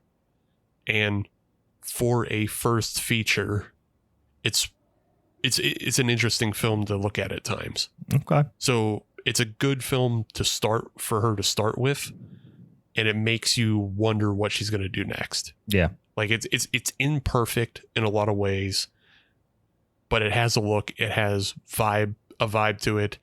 There's a very cool dream sequence she puts together. So it's like, I liked it. I want to see what she does next though. Yeah.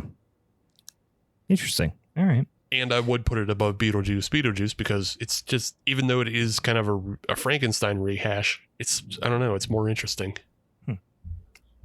Yeah, no, I mean, I reread around Halloween time the original Mary Shelley novel, and then as a result, went and rewatched Mary Shelley's Frankenstein. Yeah, which I feel like with Robert De Niro. With De Niro, yeah. Which we didn't do. No, we never did. 31. Dude, I fucking kind of love that movie. I'm not gonna lie. It's been a while since I've seen it, so I don't have an opinion right now. That book is so fucking good. It's wild that it was written that long ago. Good God, is it depressing? But it's so good. So I got to go check. This has been on my list for a minute. I need to check it out. All right, I'm gonna say one which I don't know how much we talked about. Oddity. Yeah, we didn't. We've only made mention of it. Yeah, well, I know we mentioned it, but I don't think we talked about it a ton. Damian McCarthy, who the only other movie that I saw from him was Caveat, which came out a couple of years ago. Yeah, I don't think I've seen anything else by him. It does look like, I'm just looking through some of his other, he doesn't have a ton of other, feature length credits, or maybe any. A lot of them are shorts, but a couple of these shorts do seem to be like, it's weird. A short from 2013, How Omen Lost His Eye. It feels like it's a reference to now that character that's in Oddity, which is kind of interesting. I think it is. Which is over a decade. It might almost have to be. It has to be. It was Olin, and he had the weird eye, right? Yeah. Anyway, really liked this movie. But was afterwards surprised to learn how polarized it was. A lot of people didn't like this movie, which was interesting. And I think that it is a little bit of a slow burn. And although it has an exciting initial scene, but I think it would be fair to characterize this as a slow burn. And I think also maybe people didn't feel that the conclusion was satisfying. And I know there's an entire sect of people who just need things kind of tied up a little bit more. But I thought this was really fun movie. It actually, for whatever reason, and maybe it was the whole just like mystical character who's Danny, who's played by Carolyn Bracken, who is the searcher of or collector and merchant of mystical items kind of thing. It gave me what the hell is that movie? Now it's escaped my brain. The movie with Johnny Depp, where he goes and finds like mystical books and shit. The seventh. Oh, the ninth circle. The ninth. Was that it? The ninth circle? The ninth configuration? No, that's a different movie. No, that's a different movie. Yeah. Ninth gate. Ninth gate. That's it. I was. The ninth circle is a different movie, but yeah, the ninth gate. Fuck. Yeah, the ninth gate. It gave me a little bit of those vibes, and maybe it was just the little shop that she owned or inherited from her mom. But really fun movie. Not fun. Fun's the wrong word. Interesting movie. Kept my attention.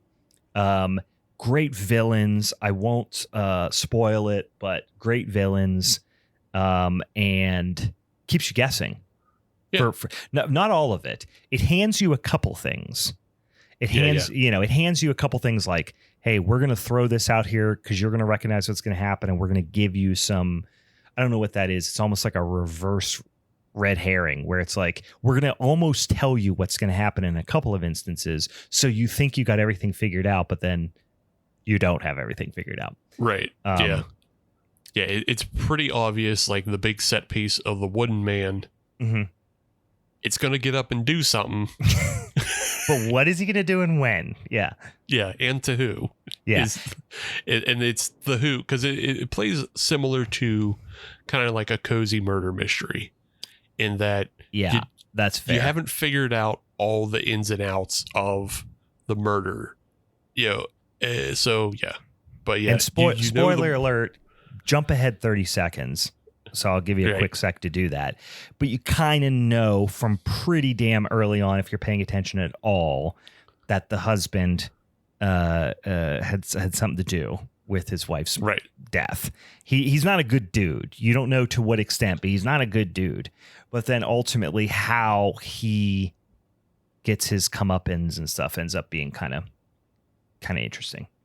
Yeah. And there's the little bit of like the orderly that he hires to do it all is like they cast enough kind of not so much that they cast enough on him, but they take away the light away from the husband long enough that they're focused on the orderly. And you're like, oh, okay, maybe the husband didn't have anything to do with it. Maybe the husband is just kind of a neglectful husband. Yeah. And then, oh no, he actually hired that guy. Okay, so they're all going to get theirs. Yeah. But I enjoyed that film a lot. It's fun. It's interesting. It has decent performances. It has a decent like lore to it. That's what I really like about it. Is just like when you introduce kind of these weird curiosities, and she has that whole shop of curiosities, and you're like, oh, what do they all do? I know. Yeah. It kind of, it was like the basement cabin in the woods kind of thing or something. Yeah. You're just like, what's going to happen? What's going to happen with all those trinkets and knickknacks? All right. Yeah. That's about it on Oddity. What do you got? This one I've been saving. In this one, I might call my number one. And it's not number one because it's the best. There's been a lot of great films this year. There's been a lot of films everybody just like is calling the best. The Substance is up there. The Last Omen's up there. And like, yeah, they're all great. I'm not denying that. But I think this film, has been underwatched and it needs more attention. And it's the best because it punches so far above its weight class. All these other films, they're made by great people. Fine. Yeah. Tubi original Lowlifes. That is not what I expected. Right. All right. Tell me about this movie. I've not seen it. This movie fucking rules, and not enough people have seen it. Like you just said, you know nothing. You don't even know it exists. No, I do, because I saw it on somebody's list on Letterboxd. You might have just saw it on Patreon because I did do a write up about it earlier in the year. It's probably true, but it was on somebody's Letterboxd list of the best movies of best horror of 2024. Yeah, it really is, and it's so confusing to me, like how this film wound up where it found up. Like how did it become a Tubi original? It was written and directed by a couple guys who don't have many credits. The cast you won't recognize, but the cast is fantastic. They have an actor who is really, really good. And the only thing I wished for him was to be Jim Cummings. Yeah. That's the only thing I wanted. Like, he's the guy who's in this role is really good. This is actually already on my Letterboxd watch list. Weirdly enough. I don't remember putting it on there, but I did at some point. Somebody must have told me to. I might have told you to, but that it's very possible because I did talk about this movie earlier in the year, but I want to re-push it again because it has no business being as good as it is and only existing on Tubi and no one paying attention to it as they should, because every other Tubi original is kind of that. Yeah, I've struck out every single time. Yeah, I think the only other one I kind of like is Hellblazers, featuring Tony Todd, and there's who's the other person in Hellblazers that's really funny that they're in there. Billy. Oh fuck, Bob Thornton. No, not Billy Bob Thornton. The other funny Billy. The Billy everybody loves. No, Billy Zane. Billy Zane. Oh gosh. Billy Zane. Yes. Billy Zane is hilarious in Hellblazers. And it also has Bruce Dern in it. So like Hellblazers is the other Tubi original I like. But Lowlives, I don't want to give too much away from it because it has a great twist. The twist comes within the first, like 10, 15 minutes, but it has a great twist. I'll say it's about cannibals. Okay. It's about backwoods families. It has a very black comedy bend to it. Mm-hmm. And the performances are great for being like unknowns. And so it just has the description. I'm getting, Hills Have Eyes type of vibes. Yeah. And I read the description on Letterboxd. I'm getting those vibes. Yeah. So it's a film that just like punched above its weight class, but it still very much maintains that low budget indie spirit. Mm. And so it has that gem quality to it. Like, yes, The Last Omen was great and it's incredibly directed. I don't love it per se because of the way it bites off other films, but it's also just like a big studio film. It was put out there to be enjoyed by, the masses. Mm-hmm. Everybody loves it. And so it's fine. Same with The Substance. Like, yeah, The Substance is weird and quirky and gross, but it was also still kind of put out there for everybody. Yeah. Lowlifes just showed up. I like that. Yeah, I like a left field. I like a left field pick. So that's my number one. My number 1A is Azrael with Samara Weaving. That's one of the ones that is on my list that I haven't pulled the trigger on yet. Yeah, it's also really good. Samara Weaving, like again, like this one is an easy win because Samara Weaving rules, obviously. Mm-hmm. Like everything she does in this film, she's done in previous films, but it's more brutal. It's more gritty. It's just like the fight scenes in Azrael are like very on par or close to on par with like some of the Joe Taslim films, like the Night Comes for Us. Like it gets close to that with how brutal they are. And then the ending is just holy fuck. Okay. Yeah, that one's been on my list for a minute and I just haven't pulled the trigger. That's like one of the, 3 or 4 that are on a lot of people's lists that I haven't pulled the trigger on. I'm going to throw another one out there that I think, and we can do a little rapid fire round as we wrap it up, because I think there's some movies that I think are worth saying a couple sentences about that we haven't talked about. But here's one that I think is not getting the credit that it deserves. And Steve, I actually don't even know if you would like it that much. There's certain elements I know you would really like, but I don't know that you would like it that much. First and foremost, because it's a found footage. And it's just, I know, not your cup of tea. But this is a movie that, again, I think it actually, hit some festivals and stuff in 2023. It was originally released then, but actually got more like its proper release in 2024. And it's called Frogman. I didn't see that one. Yeah. But I've heard things. It's like on my to watch. Anthony Cousins directed it. I think probably our listeners and myself would only really know him from directing segments in Scare Package and Scare Package 2.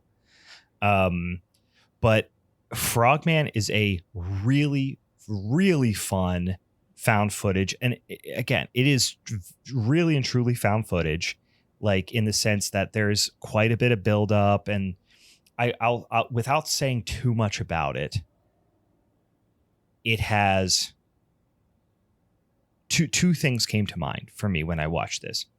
And I don't think this is unique. I actually was reading some reviews and I saw both of these things mentioned.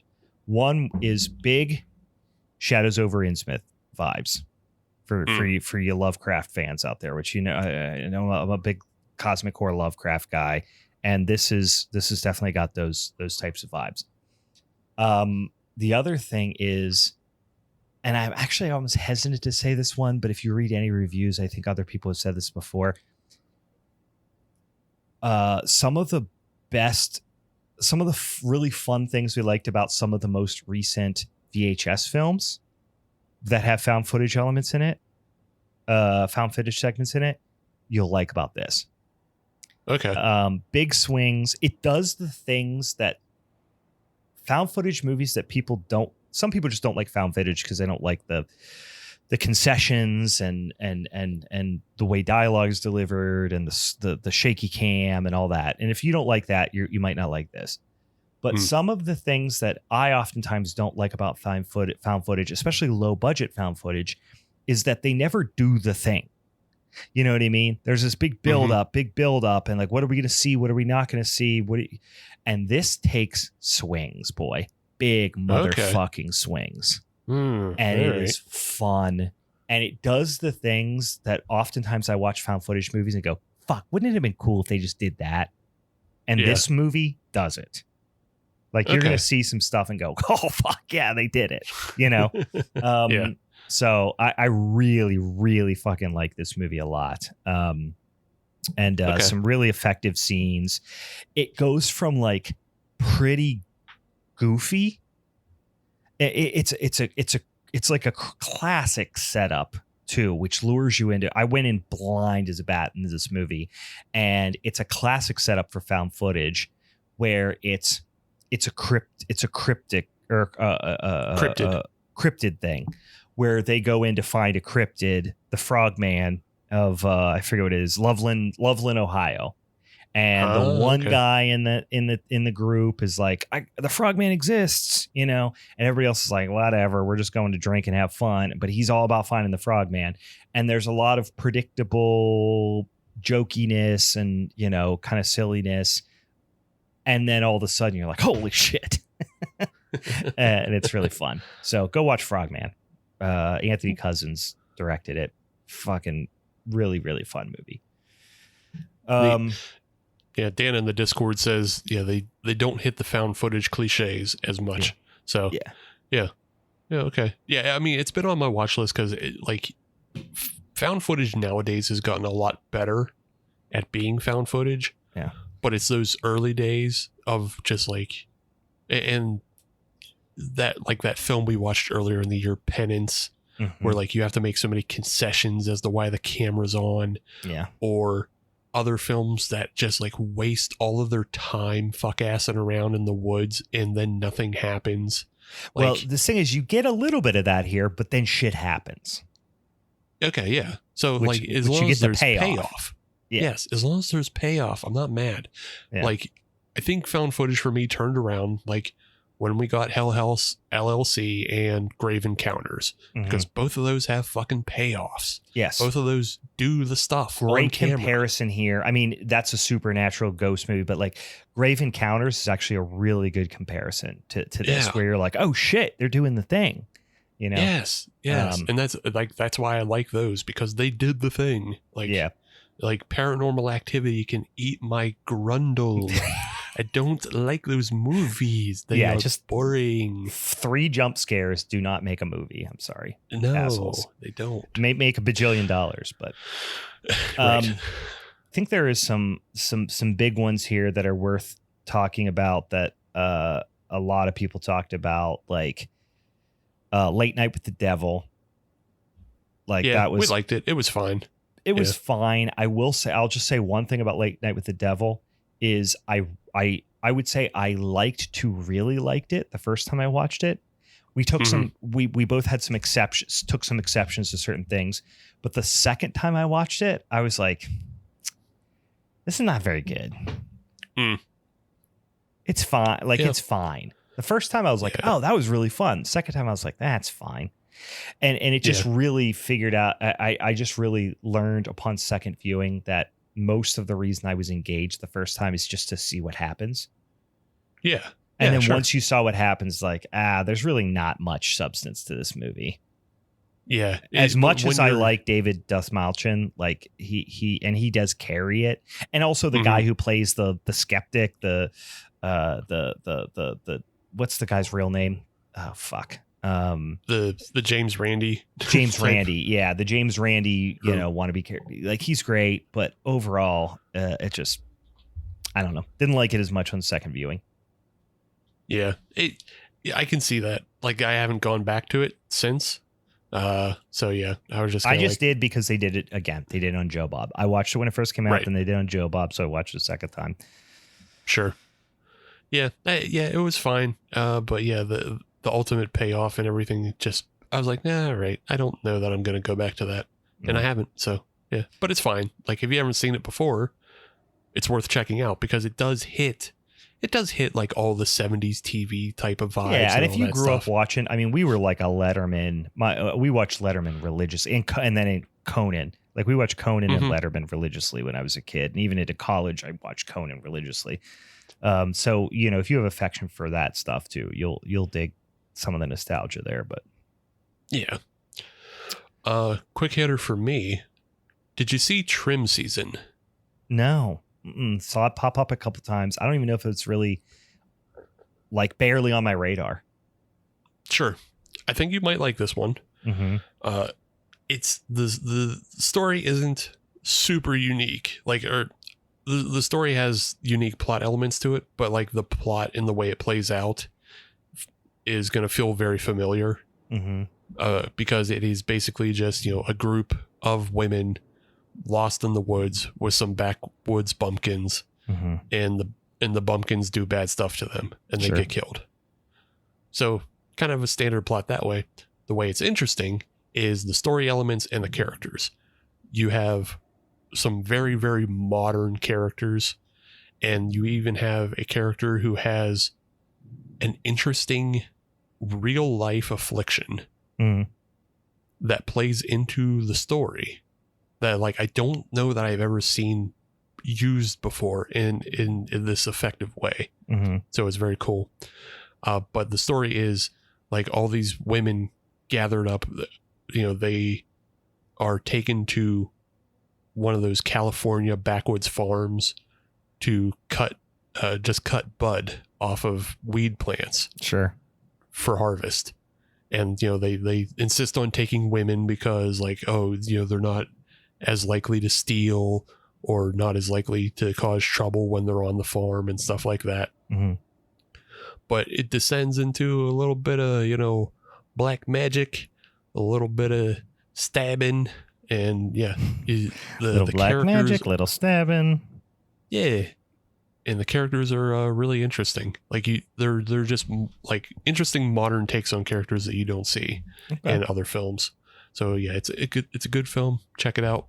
You're not going to be super blown away by it, but I still think you'll just enjoy it because it's just kind of it's familiar, but with new elements. Yeah. All right. I'm going to throw out one here, which I don't think we've talked about at all, which is Exuma. I didn't get to see it yet.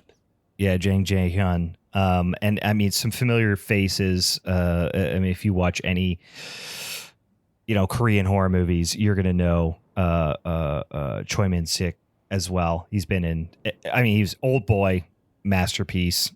He's been in, I Saw the Devil, just a million things. Really, really fun, supernatural, a little bit, little more, I'll say, kind of disturbing-ish than some of the other, and certainly a little bit more depressing than your normal, Asian ghost story, or certainly more so than your average like Japanese ghost story. This is a Korean production, I would assume, right? It actually says Korean Japanese co-production, but it's Korean. Okay. It is supernatural, but it's got a little bit of a twist to it, and there's a not a whodunit, but there's a mystery angle to it as well. Okay. So really fun flick. Yeah, it's been on my list, but little lengthy, I will say, which a lot of the movies of this ilk are. It drags a little bit at times, but it's a fun story. Yeah, I'll definitely get around to it. I've been meaning to. I wanted to revisit Under Paris. Have not watched. Now I know this is a shark movie. Yes, but have not watched it yet. Damn it. Under Paris fucking rules. It is so stupid. It is exactly as dumb as you'll want it to be. I just haven't gotten to. I mean, I go right from like watching all my Halloween movies to right into holiday horror, and I just haven't had room for shark movies in my life. Yeah, I don't understand. Look, there's been a lot of bullshit shark movies the past 10 years, but like they actually made a good shark movie. It's stupid. It steals a whole bunch of plot points from Jaws, you know, because like there's the mayor who won't shut down the river in Paris, the Seine. Like they're having it's fucking 4th of July on the Seine. It's a triathlon. They're It would doing a be funny though triathlon. if they just were like, I know. it's the 4th of July. Not even Bastille Day. It's 4th of July. It's literally they're celebrating the 4th of July. But yeah, it's the same thing. They're doing a triathlon. They have a bunch of swimmers. And so it's just all the dumb things that you love of Jaws, but like there's more sharks, and the shark is also more similar to like the Jaws, the revenge shark, because it has a vendetta. I was going to say it actually holds grudges against individual humans. Yes. Great. Sounds great. And it's so stupid, but then the ending is like, it's almost near perfect for me. The ending is almost near perfect because so what you're saying is a shark jumps from one building to another and gets shot with a rocket launcher with an RPG. Brother, it's not too far off. It's the Punisher war zone of shark movies. You're not too far off. All right. I'm going to watch it. I just haven't got around to it. I couldn't prioritize it. It's fine. It's up to you, but also, again, this is also for the audience to go watch. You know, it's important that they don't forget about it. Don't forget about Under Paris. It is the Punisher war zone of shark movies. Okay. I like it. Fine. There's some big movies here that maybe I'll just rapid fire a few of them because they're movies that are on a ton of people's lists that I've either done a whole episode on or I've talked extensively about, but I think are worth calling out. Cuckoo. We can just do thumbs up, thumbs down as we go through. That's great. Yeah. Cuckoo. Thumbs up, thumbs down. I was thumbs up on that one too. I think we both like that one a lot. Would definitely be, if I made a top 10, that would be on it. In a Violent Nature. Thumbs up. Thumbs up for me too. I don't know if it would make my top 10 though for the year. It would be, if it did, and it might, but if it did, it would be towards the bottom, not because I didn't like it and not because I didn't think it was a really smart, well done movie. It just, watchability, is a priority for me. And it just, it sticks so tight to what it's doing, which I love and respect it for, but also hurts the watchability for me. Yeah. It is the watchability is hard. Performances aren't particularly stand out because of the nature of the film. Yeah. But yeah, I think it has to crack my top 10 just because of how unique it is. Yeah. And it might for the same reason for me as well. What about Infested? Didn't see it. No. It's a damn spider movie. Damn foreign spider movie. It's good. It's creepy. Spiders don't affect me as much, but it goes into some unique, disturbing areas with them. Really fun movie. You should absolutely watch that. That would absolutely make the top 10 for me for the year. Longlegs says thumbs up on Infested. Yeah, really fucking wild movie. Affecting movie. I mean, even somebody who's not like I just actually did this. I was in one of my wholesalers' offices, and I was telling them about this. One of my daughters and my wife are deathly afraid of spiders, like freak out over spiders, have like a phobia. And I will mush them with my hands, lick them off my hands, and then run around the house with them on my tongue, chasing them around the house. It's the funnest thing in the world for me. I have spiders don't creep me out like other things do. But even this, I was like, ooh, good God, the spiders got to me. Speaking of spiders, not spiders, but it sounds like a spider movie, Longlegs, which we did a whole episode on. Yeah, thumbs Longlegs, up, obviously. That might be number one for me, honestly. Sure. Longlegs might Sure. be my number one of the year. I absolutely loved it. I saw it in the theaters, excited to see a second time. If I had to right now say what my number one would be, number one might be Longlegs for me. Did you watch Mads? No, I didn't get to it yet. I didn't have time. Okay. Because I watched Rippy instead. Okay. Fun, chaotic, keeps you guessing. Really fun movie. Another one we talked about on the show. We did a whole episode on Milk and Cereal. Yeah, thumbs up. Like that one a lot. Thumbs up. Did you get around to watching Mr. Crockett? I did. Thumbs up on that one. Okay. It's not perfect, but thumbs up. Yeah, thumbs up. And unique villain, like a villain. I guess it's undeniably villain. That you just don't see. You just haven't seen before. Thought it was really interesting. Yeah. Another one that did we do an episode on the seating?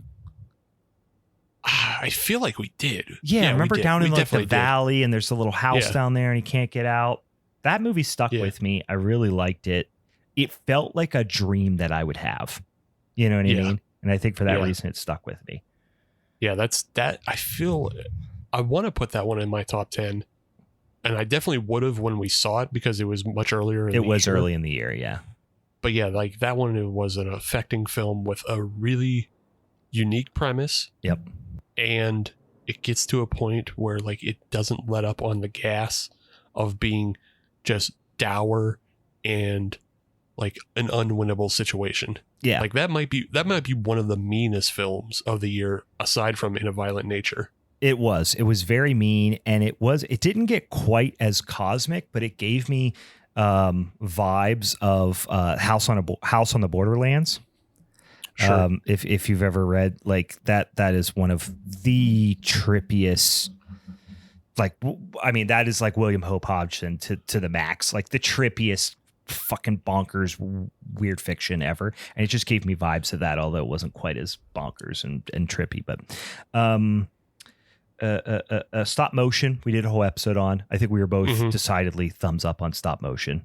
Yep. That's a top 5 for me, probably. And then we might disagree on this one. This is probably a top 3 for me. Is Terrifier 3. I fucking love Terrifier 3. I don't want to give it thumbs up. I'm not going to give it thumbs down either. Yeah. You're sideways thumbs. Yeah. It just exists. Yeah. And like, you watch it or you don't. I don't care. Yeah.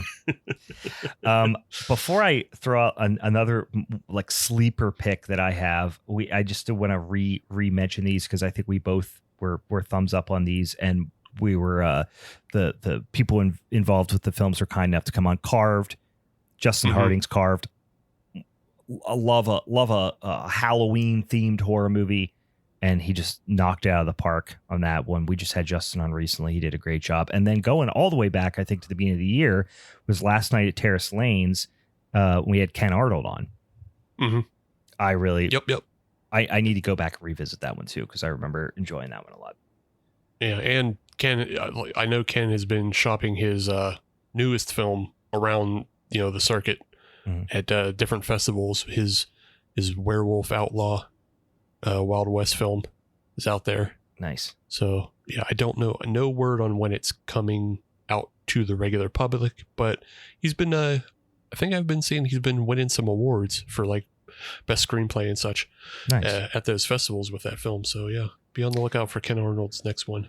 Did you have any other ones that you're like, we should do a quick thumbs up, thumbs down on?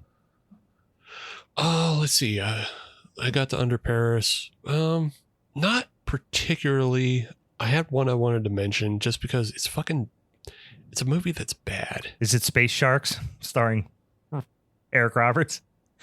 It's kind of close. He does have Eric Roberts is in a new movie. It's called Space Sharks. So guys, check it out if you feel like you should. It's not terribly off from that, but okay, no. One thumbs up I did have that you probably didn't see, but it's called Lord of Misrule. Mm-mm. It's like a cozy folk British horror film. It has the dad from The Witch and the priest from The Last Omen. That guy. Yeah. I know very exactly specific what you're voice. Yeah, he's in it, and it has a very cool kind of trippy ending to it that I enjoy. So Lord of Misrule, check that out. Okay. And then Gods of the Deep is... That's popped up a couple times for me, and it sounds very Lovecraftian, but I have not watched it. It's very Lovecraftian. It is bad, but I remember should watch it anyway. Okay, because I was going to say, I feel like I had it on my Letterboxd like to watch list, and then when push comes to shove, I looked at it and some reviews and was like, it seemed to be dog shit, so I didn't watch it. It's mostly dog shit. Okay, but I think this is a very specific like watch, and I think you will appreciate it more than just regular people. It is made almost like a fucking Roger Corman film. Okay. In that it's a film about Cthulhu and Lovecraftian shit, but they forego any sense of using CGI for the most part. And I'll tell you right now, Cthulhu is just a dude in a morph suit with a paper mache mask, and he's on a shitty set surrounded by like paper mache fucking volcanoes, and he's just like wiggling his tentacle arms at the submarine. It is the worst effect I have seen in the modern era. I laughed my fucking dick in the dirt, and I need everybody to see it. I'm just imagining like a 5'6" guy with a Cthulhu mask on. Like, yes, it's literally that. It is. All right, it was you got shocking. me. It was shocking because like the rest of the film is like the research submarine or whatever. It's just one of those standard. We found a fucking refinery plant that nobody's using. Yes, and filmed in there. Yep. And so whatever, but yeah, it feels like a Roger Corman movie pre-80s. I just so watched, fucking bad. for some reason, I just had it on the background. I rewatched because I haven't seen it in 20 years, but I just rewatched I Was a Teenage Frankenstein. And I'm imagining that like level of paper mache. Yes. Yeah. Yes. You're close. It's fucking garbage bags and paper mache. Nice. But the other side of that is like, it's not done with a wink and a nod either.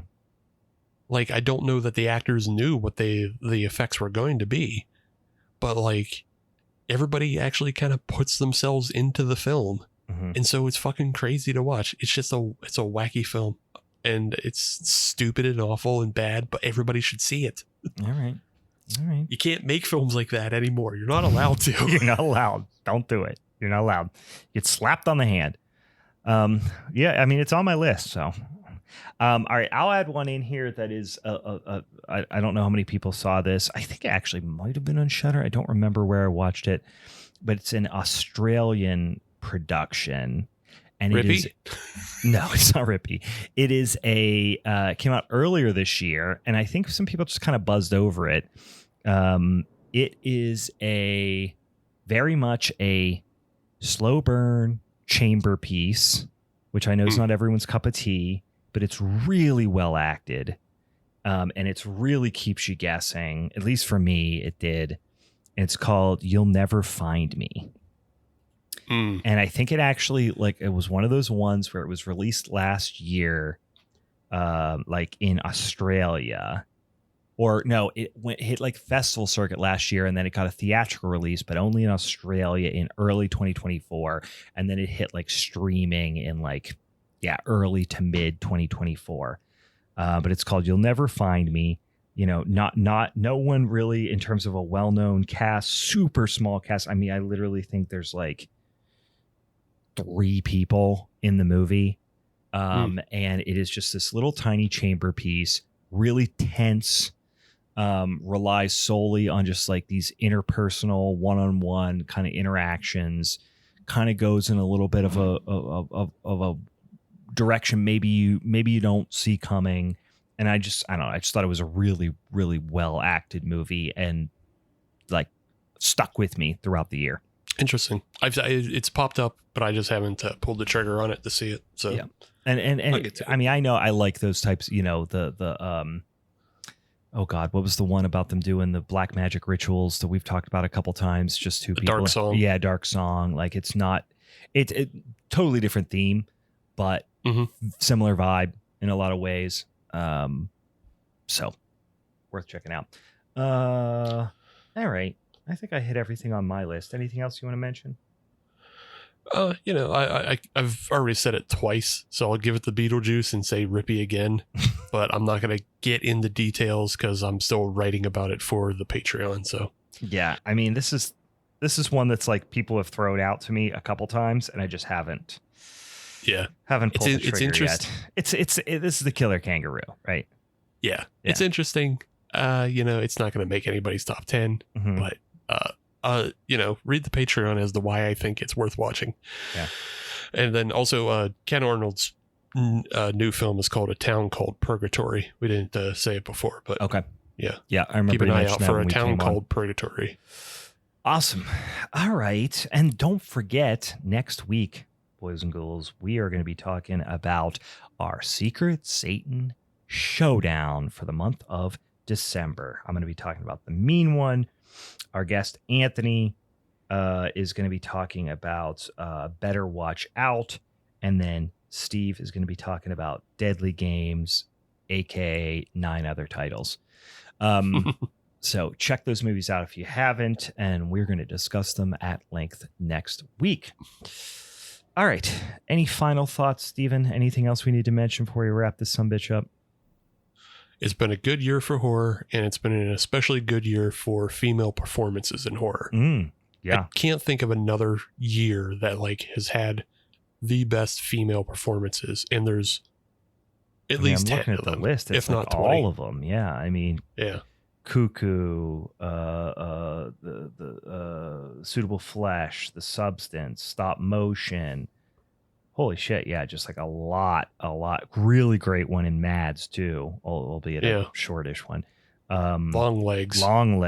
Yeah. Strange Darling. Like, Willa Fitzgerald in Strange Darling is so fucking good. I gotta watch it. That's top of my list. Don't know it yet. That's one of those ones I wanted to watch before we got into this episode, but I still hadn't watched The Substance. I was like, I gotta watch this movie before we do this episode. So, well, I think watching The Substance is better because like The Substance is far more horror, and I might like Demi's performance just a little bit more than Willa Fitzgerald's. Yeah, but Willa I think she might have beat out Micah Monroe. And I love her performance in Longlegs. So I don't know. All right. I don't know. All right. Go out and watch these dang old movies because they're all going to go away as soon as 2024 is over. That's how movies work, guys. Sorry. Then once they're gone, you got to start over. You wipe the slate, start over with all new movies in 2025. All right. For the Halloween's Forever crew, I'm Brian. And I'm The Substance. You're just the title of one of the movies. Yeah. No, I'm just The Substance. All right, fine. Bye.